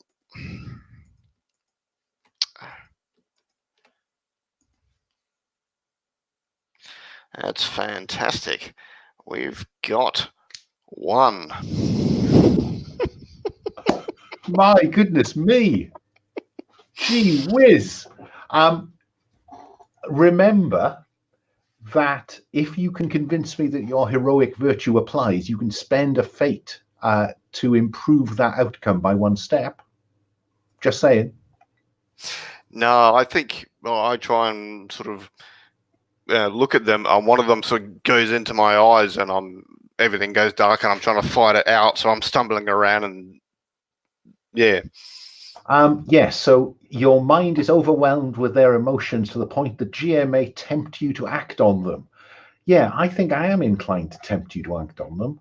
I'm just looking at which temptation would... yeah, I think it's wrath. I think I'm going to tempt you with wrath. And, of course, you mark experience. So you are compelled to destroy someone, something, use of valuable until you hurt someone, something. So, Adwin, the red mist comes down. Paul, what about you? So there's loads of sort of shadows, yeah, and there's loads of angelic wings and some bit of sort of. I think by this point, those shadows are very clearly outlined as warriors, Roman legionaries, and yes, there are, the flames in front of Brother Justice have taken on the shape of wings, angel wings. What do you do? And does Edwin look as if he's under attack? Edwin is standing there, looking enraged. Is that fair, Edwin? She's got a knife out and heading towards the priest. She's going. She's not talking. I would like to then attempt to convince the fair maiden. What the hell are you doing? He's on our side. You need to be chopping these ghost things. Calm yourself down. That's the wrong target. Are you going to roll the move, or do you just want to spend a debt of honor? I will try and convince them. Actually, I would like a roll. Okay, it's just that if you erase a debt that Adwin owes you, you get an automatic 10+ on convince. No, I'll roll. Okay. 7. That's quite a success for you at the minute, isn't it? Yeah, so on a that's 7, a good roll. they mark experience if they do what you ask. So, Adwin, he thinks you're about to attack the priest. Well, I am.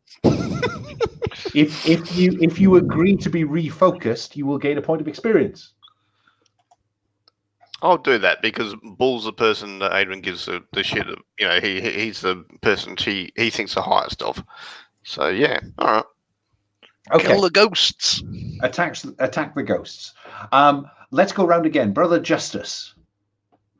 What are you going to do? I don't know. I did my berserker rage,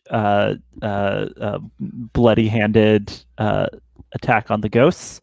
And I think you have hurt someone. Therefore, that temptation is now, you are no longer compelled to wrath. Yeah, that makes it. Yeah, absolutely. Then, as he's kind of like breathing heavily, looking around, thinking back over what he's just done, and wondering if it was the right thing to do. How many? What is? Does it look like their ghosts are still around? Does it look like they're still attacking? They are still. I mean, your angel wings have kept them away from you, but they are now focusing their attention on Airman. I see. I will. Then I'll try to protect Aemon.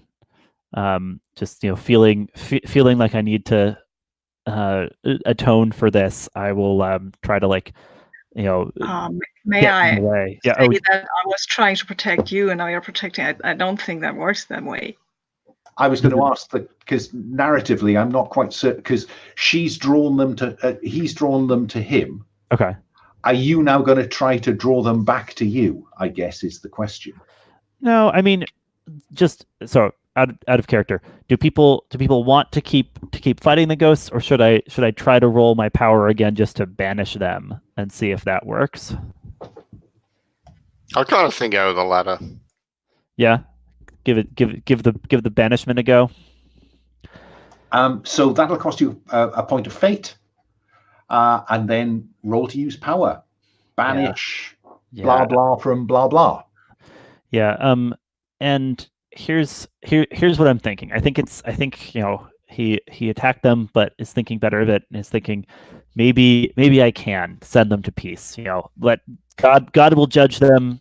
Perhaps he'll be merciful, but let's just free them from whatever binds them here. So I'll like kind of like bring the staff up and like bring it to the side, drawing the sign of the cross in the air, and then like bring it down as I say to the ghosts, be at peace and go.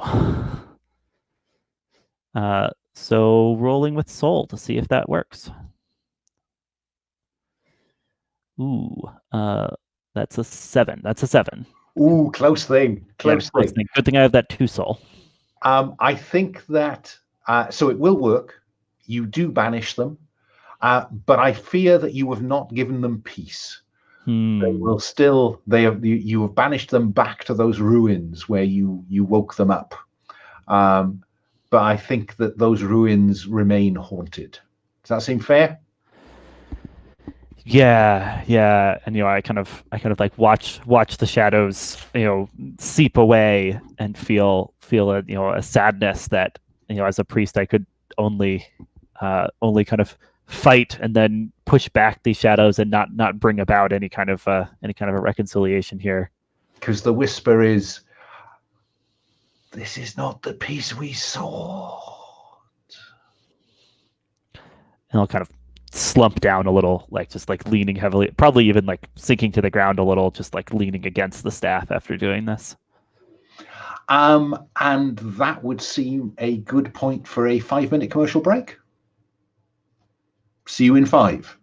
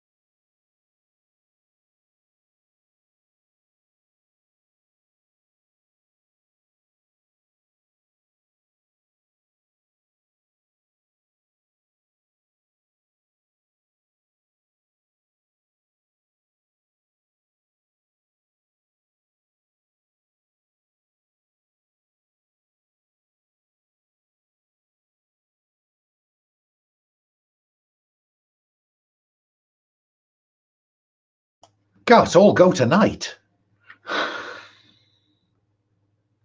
So, anyone want to do anything in the aftermath?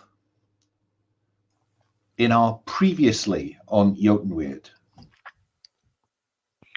I'd change my trousers if I had a spare set of trousers, but I don't.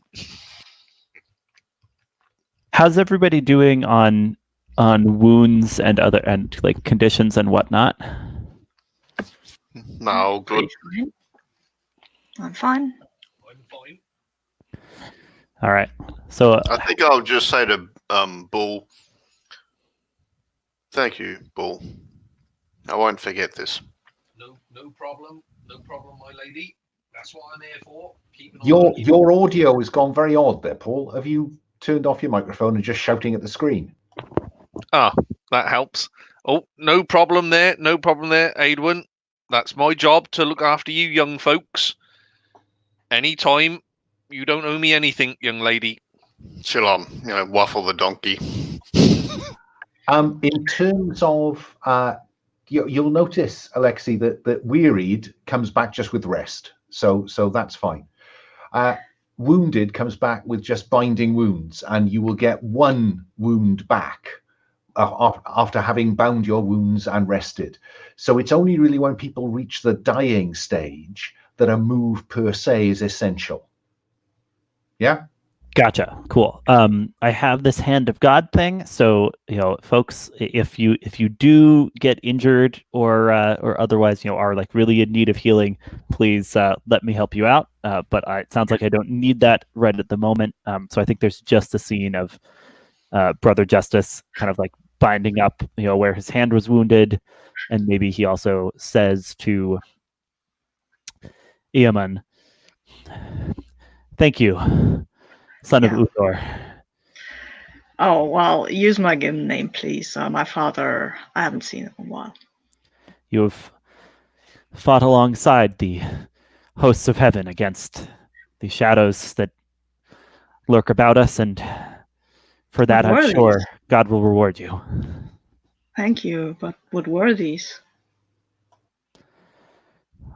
Unquiet men who died in service of a pagan emperor from beyond the sea. I pity them, but I could not bring them peace, and I fell instead to wrath and violence, like before. I have proven myself unworthy. Yeah, but you banished them, right? I mean, they didn't eat us. Small mercies. Well, thank you anyway. Anytime. And late in the afternoon, you can see Manuja and her little party ahead of you. What do you do? I'll start running, I guess. I'm going to come around from the flank. Okay. Justice? Yeah, I will approach probably like drawing up a little more of the rear of this group, just not as I'm weary, right? And I'm not as speedy as some of the others.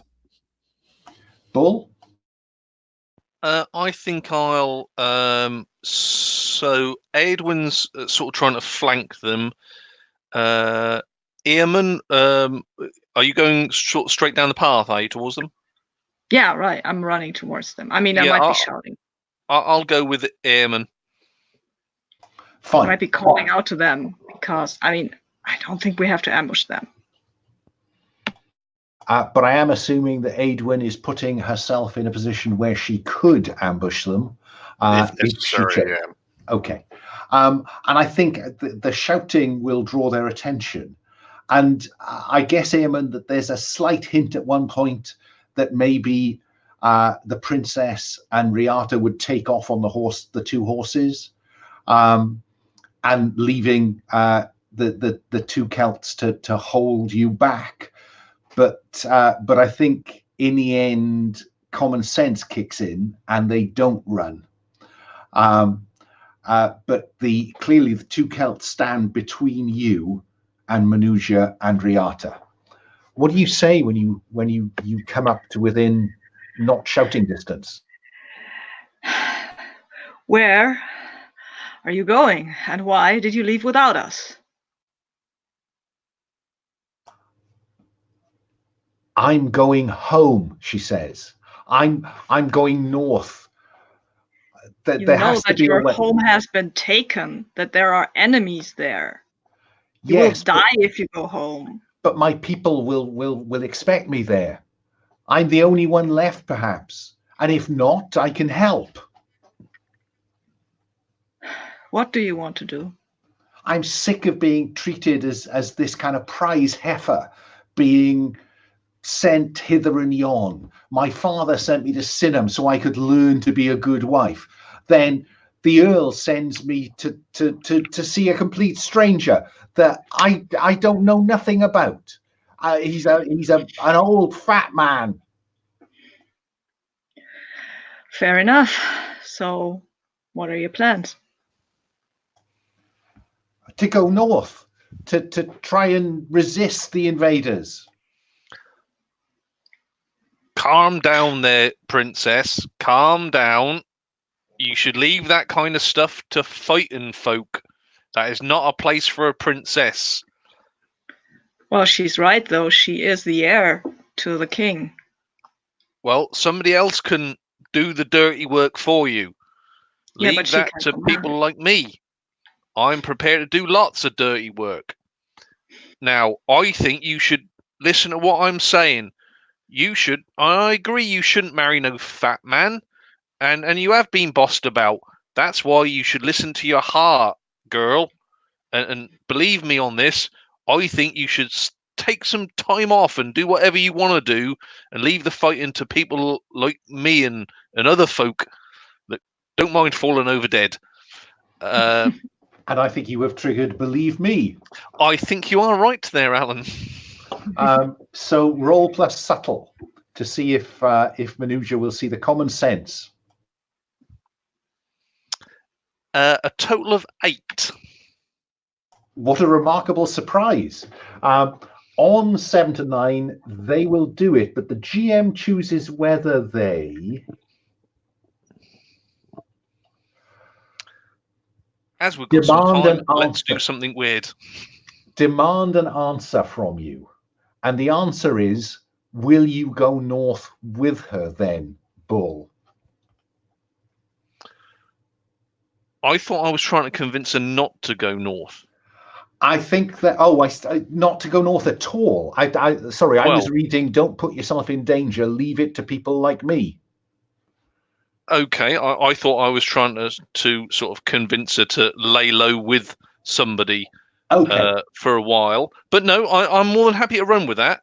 Yeah, not a problem. Yeah, so, we can go, you stay in the back, and we'll go north and sort whatever problems you've got. How about that? That would be following her heart at this point, I think. And she looks at Eamon and says, and will you come, Eamon?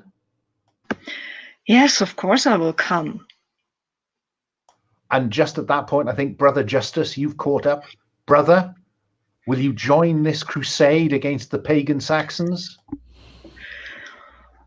Yes, I suppose that is where God was leading me when Abbot Honoria sent me out. Princess, I'm sorry I couldn't bring myself to tell you the truth when we first met.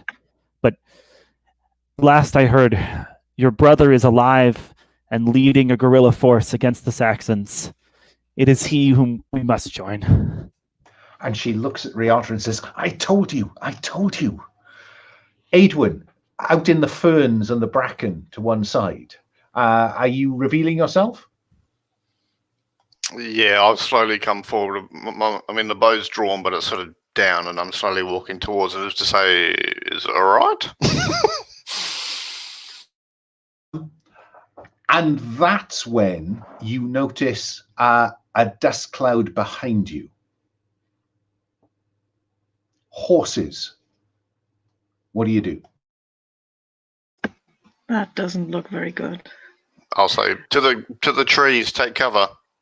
Yeah, cover sounds like a good idea. Maybe my lady should get to safety. Leave it to us. No, we stand or fall together now, Eamon. Oh, very well. Talk about a reluctant suitor. Well, I say, well, look, nobody's served if you fall. You've got a brother now. He might need you, actually. Nobody needs me. I need you, says Manucha. And I look up at her. I imagine she's still on her horse, and I say, well... Oh, no, she's not on her horse now. She's not on her horse now. And then I'm surprised that she's standing. Say, well, look, this can't be. You know that. I'm just the drifter. There are times, Eamon, when you have to stop drifting and make a stand. I'm trying to do with these fellows on their horses right now. She and Riata will go and take cover up in that bracken where Eadwin was hidden. Where are the rest of you? Well, let's see what these fellows want, I guess. So you're staying in the open, Eamon? Sure. I mean, they could be just people riding for, I don't know what noblemen ride for, fun or something. It's a body of horsemen, which would speak of some potency and power. Eadwin, what about you? Do you stand and wait? Hell no, I'm hiding cover. Brother Justice.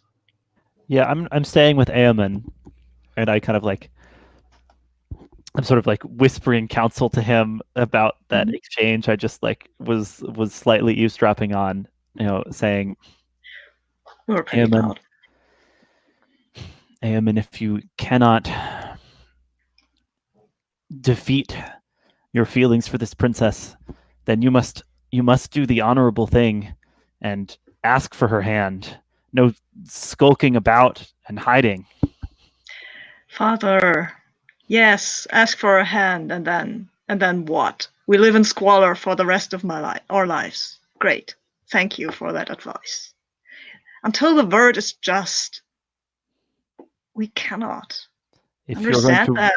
Wait till the world is just, you'll be waiting till doomsday, my friend. I have more hopes for the world than that. I have hope too, but my hope is in taking our stand here with the people we care about and not in waiting till an undefined future to do so. That's why I'm here. Bull, what about you? Can we stop talking love and all that kind of thing? Because we got people on horses. Now somebody help me grab a rope and drag it across the road and tie it round another tree so we could probably stop these buggers chasing up to the princess. You understand that they have seen us and that they will see us spanning a rope, right? I'm sure a rope's pretty thin. They might not see that. And they're going to go after the princess. So let's do something to slow them down, and then we can get them. Yeah, well, I am doing something to slow them down. I'm going to yell at them. So they might just ride by and smack you. So Bull is trying to set up some kind of trap. I am.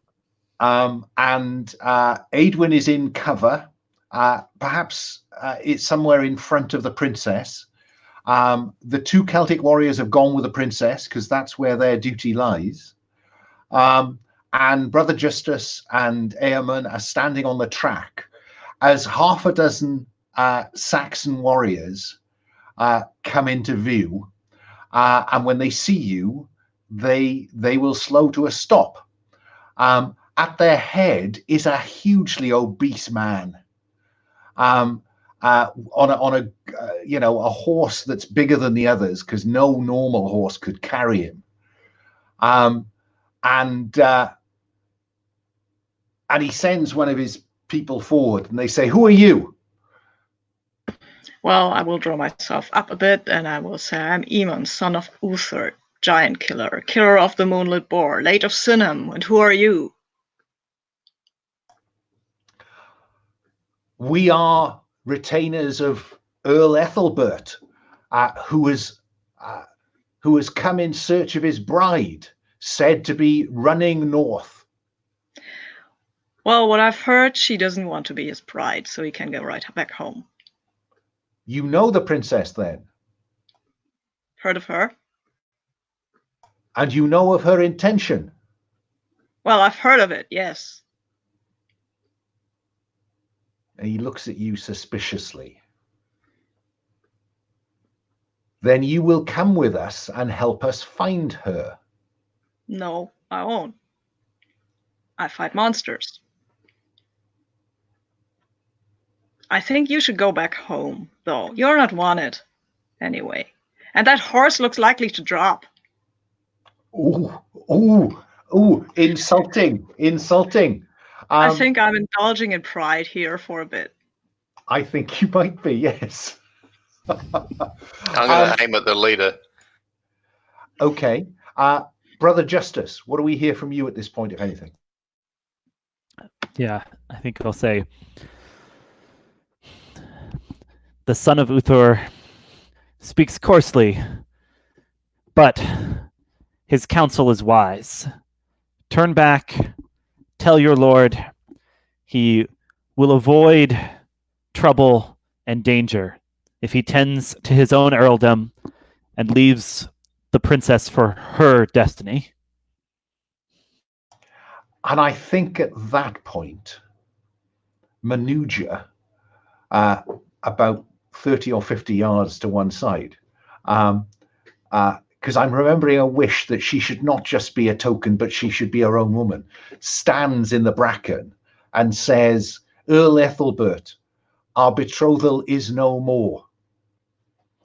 And that will be enough to get the warriors to dismount and begin to form up to take her. Aedwin, you said Aedwin was. Can I Aedwin first? Aedwin, you were prepped for something. What do you do? I'm going to try and wound the leader. I'm trying to shoot him in the leg because I want to scare him. I'm thinking he hasn't actually seen a lot of combat. Okay, then fight him at a distance. Savage.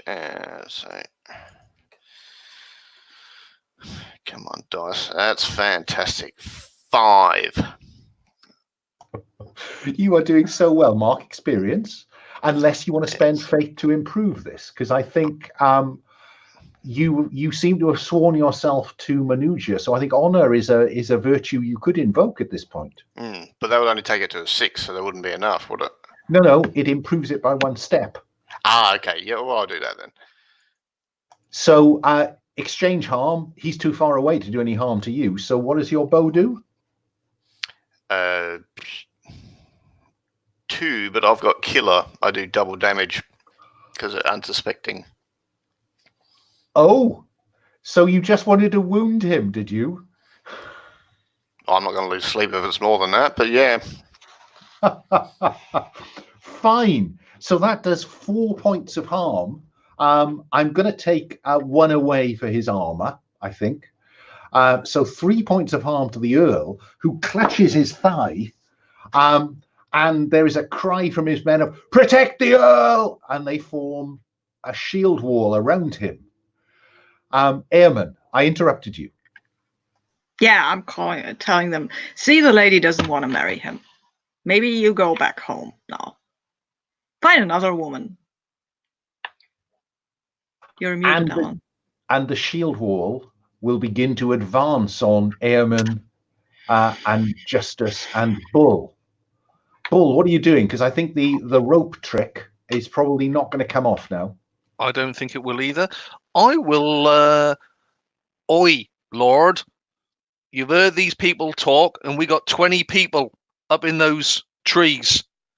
So I think you need to get on that horse quickly and turn round. If not, your arse is going to be a pincushion. So heed our words. You've seen the effect. That's just one of those 20. There's 19 other blokes there ready to shoot at you. They've got those bows aimed right at your head now. Let's see how convincing you are and whether he believes you, Bull. Okay, here we go. Let's roll those bones. 6, 7, 8. You're muted, Alan. They'll do it.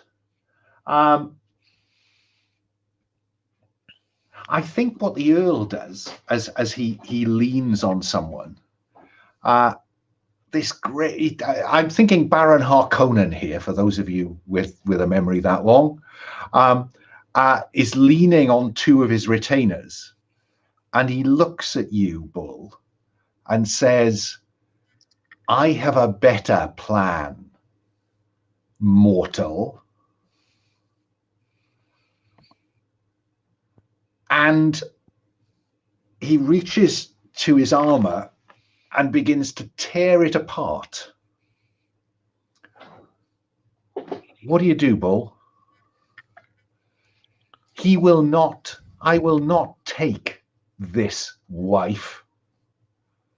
I will consume her. At which point his own men kind of stagger back away from him.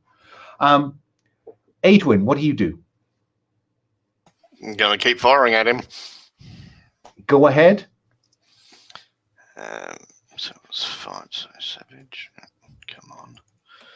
Let me down dice. Oh, bloody hell. 5.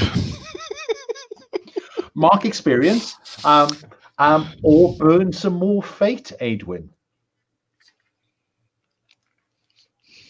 Yeah, all right, I'll burn one more. Because if this fails, I'm going to run for it anyway. I'm down to 0 fate. Oh, well, then I will now begin to invoke a variety of unpleasant things for you. And I think the first thing that happens is that your bowstring snaps. He's tearing at his armor, but it becomes clear he's tearing at the flesh beneath it. And Eamon, what do? Actually, is it possible I could act first? Because my plan is to use power and bless Eamon's axe. Go for it, Brother Justice. Because if we see him kind of revealing his monstrous nature, I start, under my breath, "Saints preserve us. Saint Michael, don't fail us now. Let us be your sword," as I put my hand on the haft of Eamon's axe and kind of just pray. And if this works, I hope some of that kind of bright golden light we saw in the fire just infuses this axe in Eamon's hands. So I have to mark fate one more time here. Yes. It's a one shot for you. Drive this character like a stolen car. Okay. Brings my fate down to 1.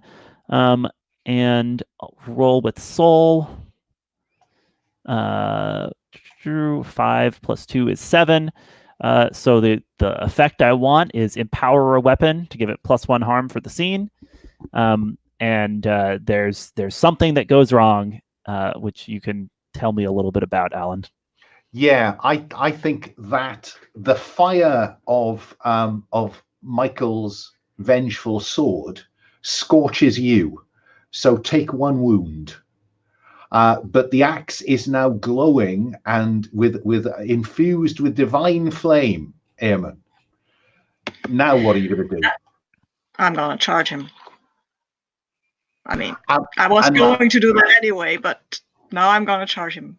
And of course, because his own Huscarls have fallen back, his Gessiths have fallen back away from him because they're kind of looking at him in horror. And he bursts out of this human shell. And you are charging. I would describe it as an upright bipedal cockroach. Ugh. So go for it, Eamon. Yeah, I'm going for it. Oh, I'm going for that one. I have to roll though, but I've still got fate. So, oops, this works. Okay, well, I'm gonna need the fate. I have 5, but I'm going to bump it up. Stop. I'm going to bump it up with fate. Stop right there, Eamon. Stop right there. Just as Eamon charges in, I will slap the rump of Donkey, who will veer up as only Donkey can, distracting the cockroach creature, allowing Eamon to land a hopefully mortal blow to the thing. So I'd use always reliable. Which What would does make it do? It makes you all roll a 10. No, cool. no. To be clear, I let you get away with this last time, but it works as an automatic 10 to help someone. Okay, so how will that aid Airman? So help adds 1 to their roll, which would turn it into a 5. So I've got a 6, but doesn't. So doesn't matter though. But I will bump it up with fate anyway. Fine. So exchange harm or have one of those effects? No, I want to exchange harm, obviously. Have the one other effect by choosing more harm. I can choose that, obviously, if we're just exchanging harm, right? Yeah. Cool. That's still 4 harm for him. Because I have the Poly X and I'm a trained from use. So you are. His chitinous exoskeleton will absorb 1 point of harm, but that will put 3 through. And then his wing cases flick open and he begins to hover above you, but you will take claws with demonic strength, 2 harm. Cool. Can I say that if he's hovering above us, but I've just attacked him, can I say that I clutch at him and still stay with him so I can hit him? Oh, well, I was a bit ahead of myself. You hit him, he does that harm on you, and then he is going to take to the air. We'll deal with your face danger to grip onto him shortly. Okay, cool. Where am I? Aedwin. Your bowstring has gone. What do you do? Do I know if the Celtic warriors have bows? Are they doing anything? No, spear and shield. They are now protecting the princess, particularly when this thing takes to the air. Is there like a rock, like a fist-sized rock nearby I could just chuck? Yeah, go for it. Why not? Yeah, that'll do. You'll have to get closer, though, obviously. Yeah, just a few steps forward. 1 harm. Wait, Aedwin, you could take Eamon's bow. I mean, he probably left it lying when you charged, but he has one. When it's on the ground down there, you'll have to go down there and get it, or throw a rock. So I rolled a 4, so I'm thinking on my way to get the bow, I tripped and fell down the bank or something. and took a point of harm. Yeah, I think that's fair. Brother Justice, what are you thinking?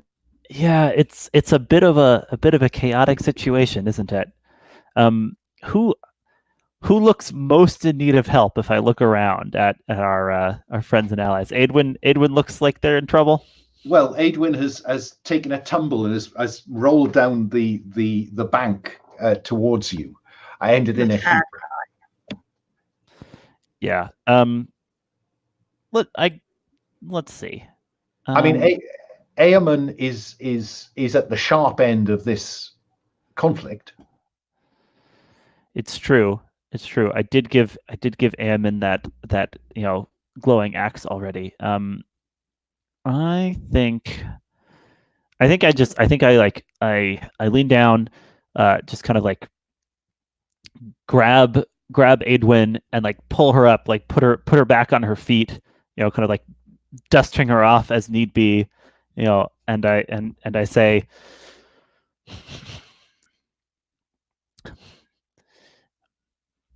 Maiden of War, the princess needs us, and God calls us to fight this strange and monstrous vermin.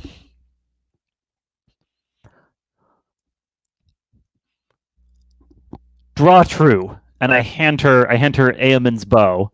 And you know what? I'll go ahead and bless the bow as well, because why not? So that would be the last of my fate, pushing me down to 0. But I will roll to try and bless this bow. How's that work? Or does that sound good? That sounds great. Go for it. All right. Okay, and that one's great because I roll an 11. I've got 2 soul. This bow is just supercharged. Yeah. So Adwin, you have a bow, and the quiver of arrows have taken on the fiery glow of the Archangel Michael. Bull, before I come to Eamon's attempt to leap into the air, what do you do? Can Donkey bite him? No. Okay, not a problem. I will, because I've only got a knife. I will throw my knife at him. Okay, go for it. You're far enough away that he can't do you any harm, or at least you think not. 7. 8 with my savage. Okay, so you would normally exchange harm or have one of those effects? Well, it doesn't. Let me have a look at the effects, because I'll probably take one of those because it doesn't really do a lot. Where do I need to be looking? Bottom of fight. So gain advantage that can be passed to another PC. Force your foe to where you want them. Deflect their bow and take -1 harm. Well, that's not appropriate. Land a mighty blow and inflict 1 harm. Well, you might as well just use the exchange, except... I think gain advantage, which I can pass to another PC. Which PC? I will pass it to Airman. So, Airman, I think it's face danger to leap at it. Yeah, but Bull, maybe with your knife throw, you could have forced him to the ground, because that's one of the options. Is it? Force your force foe them where you want them to. Oh, well, that's 100% true. Yes, I will damage his little cockroachy wings, causing him to sort of splutter and land. So I can hit him and don't have to face You can, Yeah. Thank you, Bull. That was very effective. Let's go hit him then. Let's see, I still got a point of fate. But maybe I won't need it. I don't totally need it. This is a terrible dice room, by the way, Alan. I totally spent my last fate for to get to a 7+, and I will exchange harm again. Fine. I think that what it will do. So okay, so yeah, you do 4 goes down to 3, doesn't it? Because of its chitinous exoskeleton. Yes. And this time it spits at you. It spits an acidic ichor at you, which does 1 harm, ignore armor. So you take 1 harm. Okay. From this. Okay. I can't duck and dive away from that. That's fine. Yeah. That's fine. That hurt. Adwin, ouch.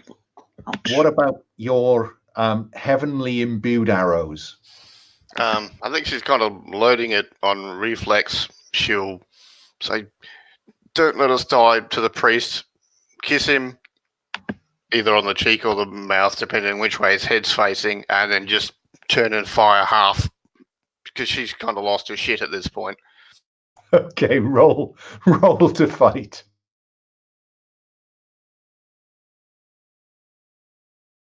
Much better.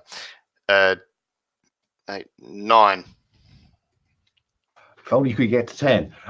So 7 to 9, exchange harm or apply one of those effects.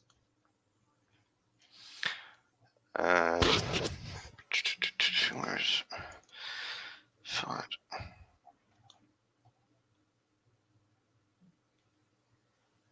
I'll exchange harm. That's fine. Well, because you're at a distance, there's nothing it can do to you. So you do whatever you tell me you do. Was it 4? If it's unsuspecting. Oh, it's no longer unsuspecting, to be honest. No. Yeah, so just 2 then. -1 for the chitinous exoskeleton. Counting the blessing of Saint Michael. Don't forget Saint Michael. Saint Michael has carried a little load tonight, so let's not forget him at this point. And at that point, I think, because if I've kept track of that appropriately, the demon Estin of gluttony is now actually on the losing end of this. Bull, what, if anything, do you do? I'm not sure there's much left you can do apart from throw donkey at him. Oh no, it's not got that bad yet. No, I will. Can I hold? Because I'll probably attempt to aid somebody if I can't really do much. So unless Brother Justice has something in mind, I'm going to go to Eamon. Eamon, you're it. Okay, I don't have any fate anymore, so it's probably going to go to Edwin anyway if I'm going to roll. And I can't roll worse, though. I mean, come on, dear squirrel. Give me a nice roll. Okay, that's better. That's a 7, so we go up to an 8. So that's exchange harm. Yeah, I like exchanging harm. That worked so far. And I think he will again spit this acidic ichor at you, so you'll take 1 harm with no option. Starts to hurt a bit. But I think that is enough to drive him from the mortal plane for now, at least. And you see the outline of the. Well, you tell me. What do you want to see? What do you want to see? I think I want to see a corpse or something. At least the empty shell of that giant cockroachy thing.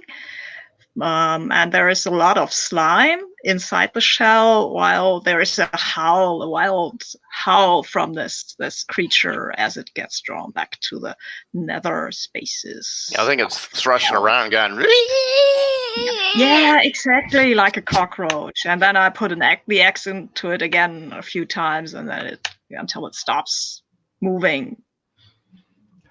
And at that point, the former Earl Aethelbert's retainers will mount up and ride at speed away to the south.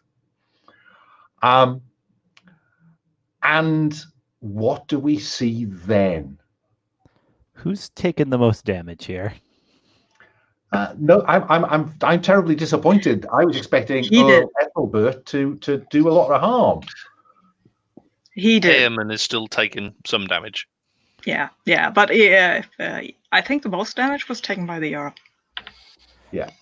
I will approach Eamon. Yeah, he's trying to get rid of this ichor because it really burns, and also it doesn't smell very nice.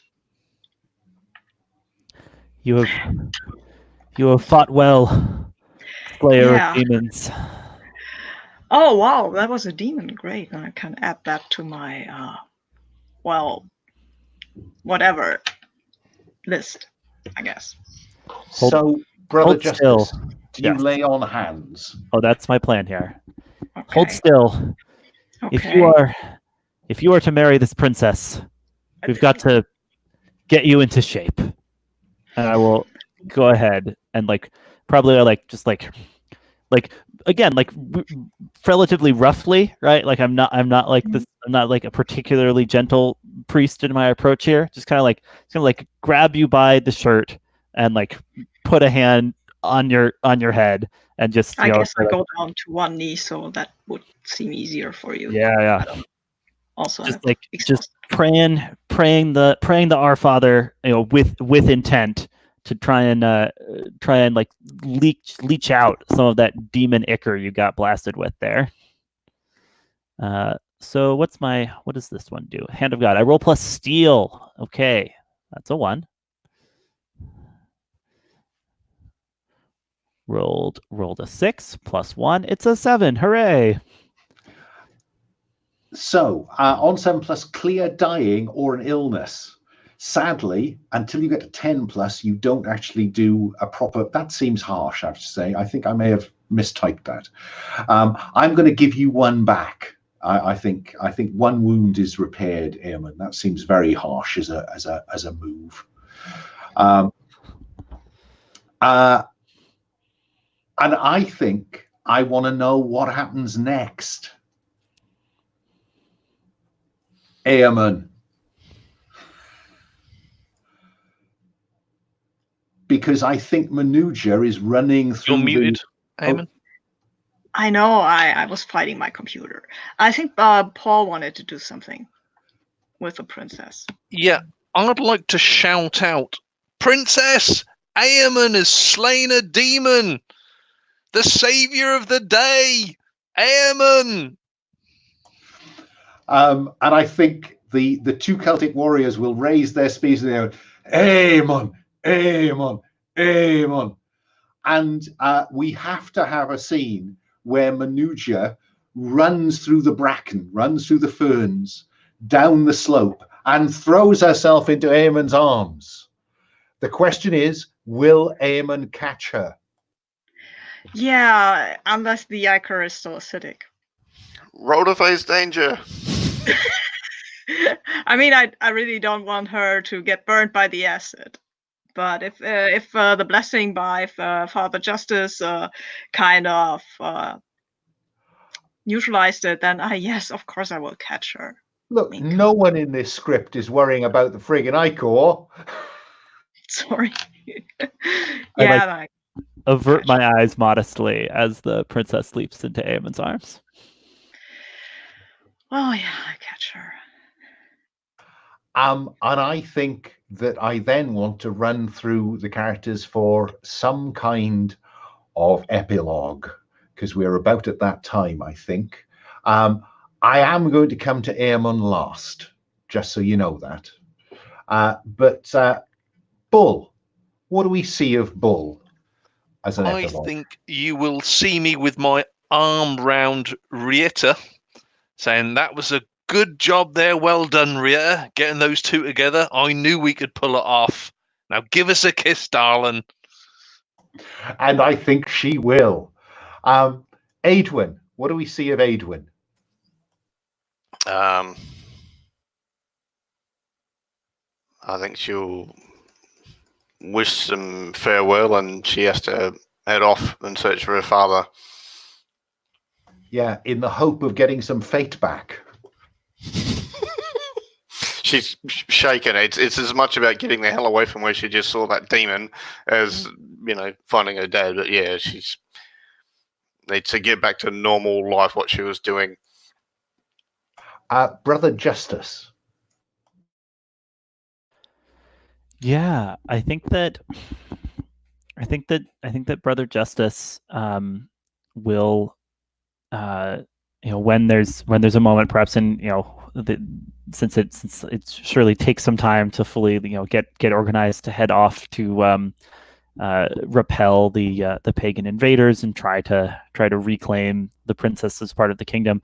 I think he goes back to those Roman ruins and just sticks his staff into the ground, takes another stick and lashes it there, leaving a cross, and kind of prays and even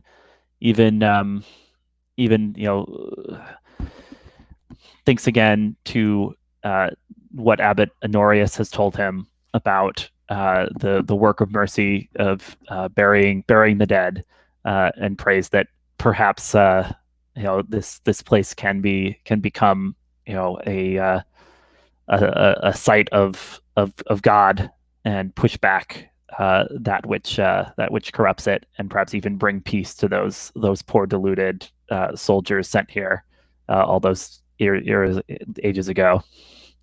I think that's really good. I like that. Eamon, shortly afterwards or sometimes afterwards, what do we see? No, I think 2 seconds afterwards. I think he, after they have hugged, he will push her away, not really away, but a bit apart so that they can talk to each other.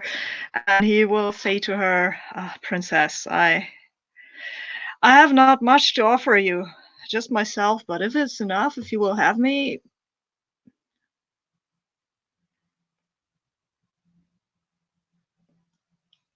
And I'm waiting for an answer.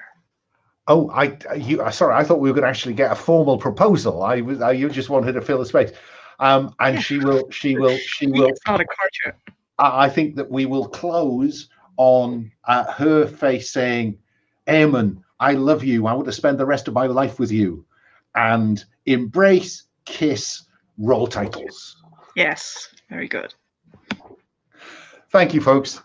And I think that neatly closes out what has been a, goodness me, for Eamon, something like a 12 or 13 session story arc. I would like to just run through some feedback, if that's okay, before we finish. We've got about 10 minutes. I'm always torn between roses and thorns and dreams and wishes. I'm going to go roses and thorns this time because this is the end of the series. Paul, roses? Great all round. Really succinct, wrap the story up well.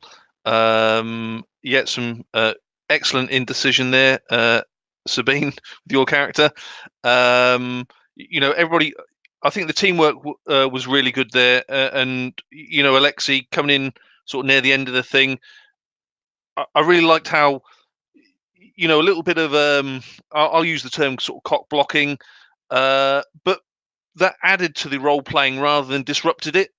It built, you notched the tension up nicely, but didn't ruin things, and I really liked that. It's nice to see some build up without destroying what's already there, and I really like that. Thank you. Sabine, any roses? Yeah, sure. I mean, come on. Yeah, roses all around. That was a lot of fun. Alan, thanks for running this series. It was quite an arc, and I am totally looking forward to seeing the Elmet series now. You have to do that, right? Paul, I love Bull. I loved the accent. That was really something. That was good fun. Also, the new light is pretty. I can see you far more clearly now. You look totally different. Okay. Alexei, great fun playing with you. Thank you for coming in at the last hour. I love that you were playing a Christian priest. I have seen so many pagan mystics and priests and stuff, but I love to have a Christian priest for once, and you were a very, very nice Christian priest. Thank you.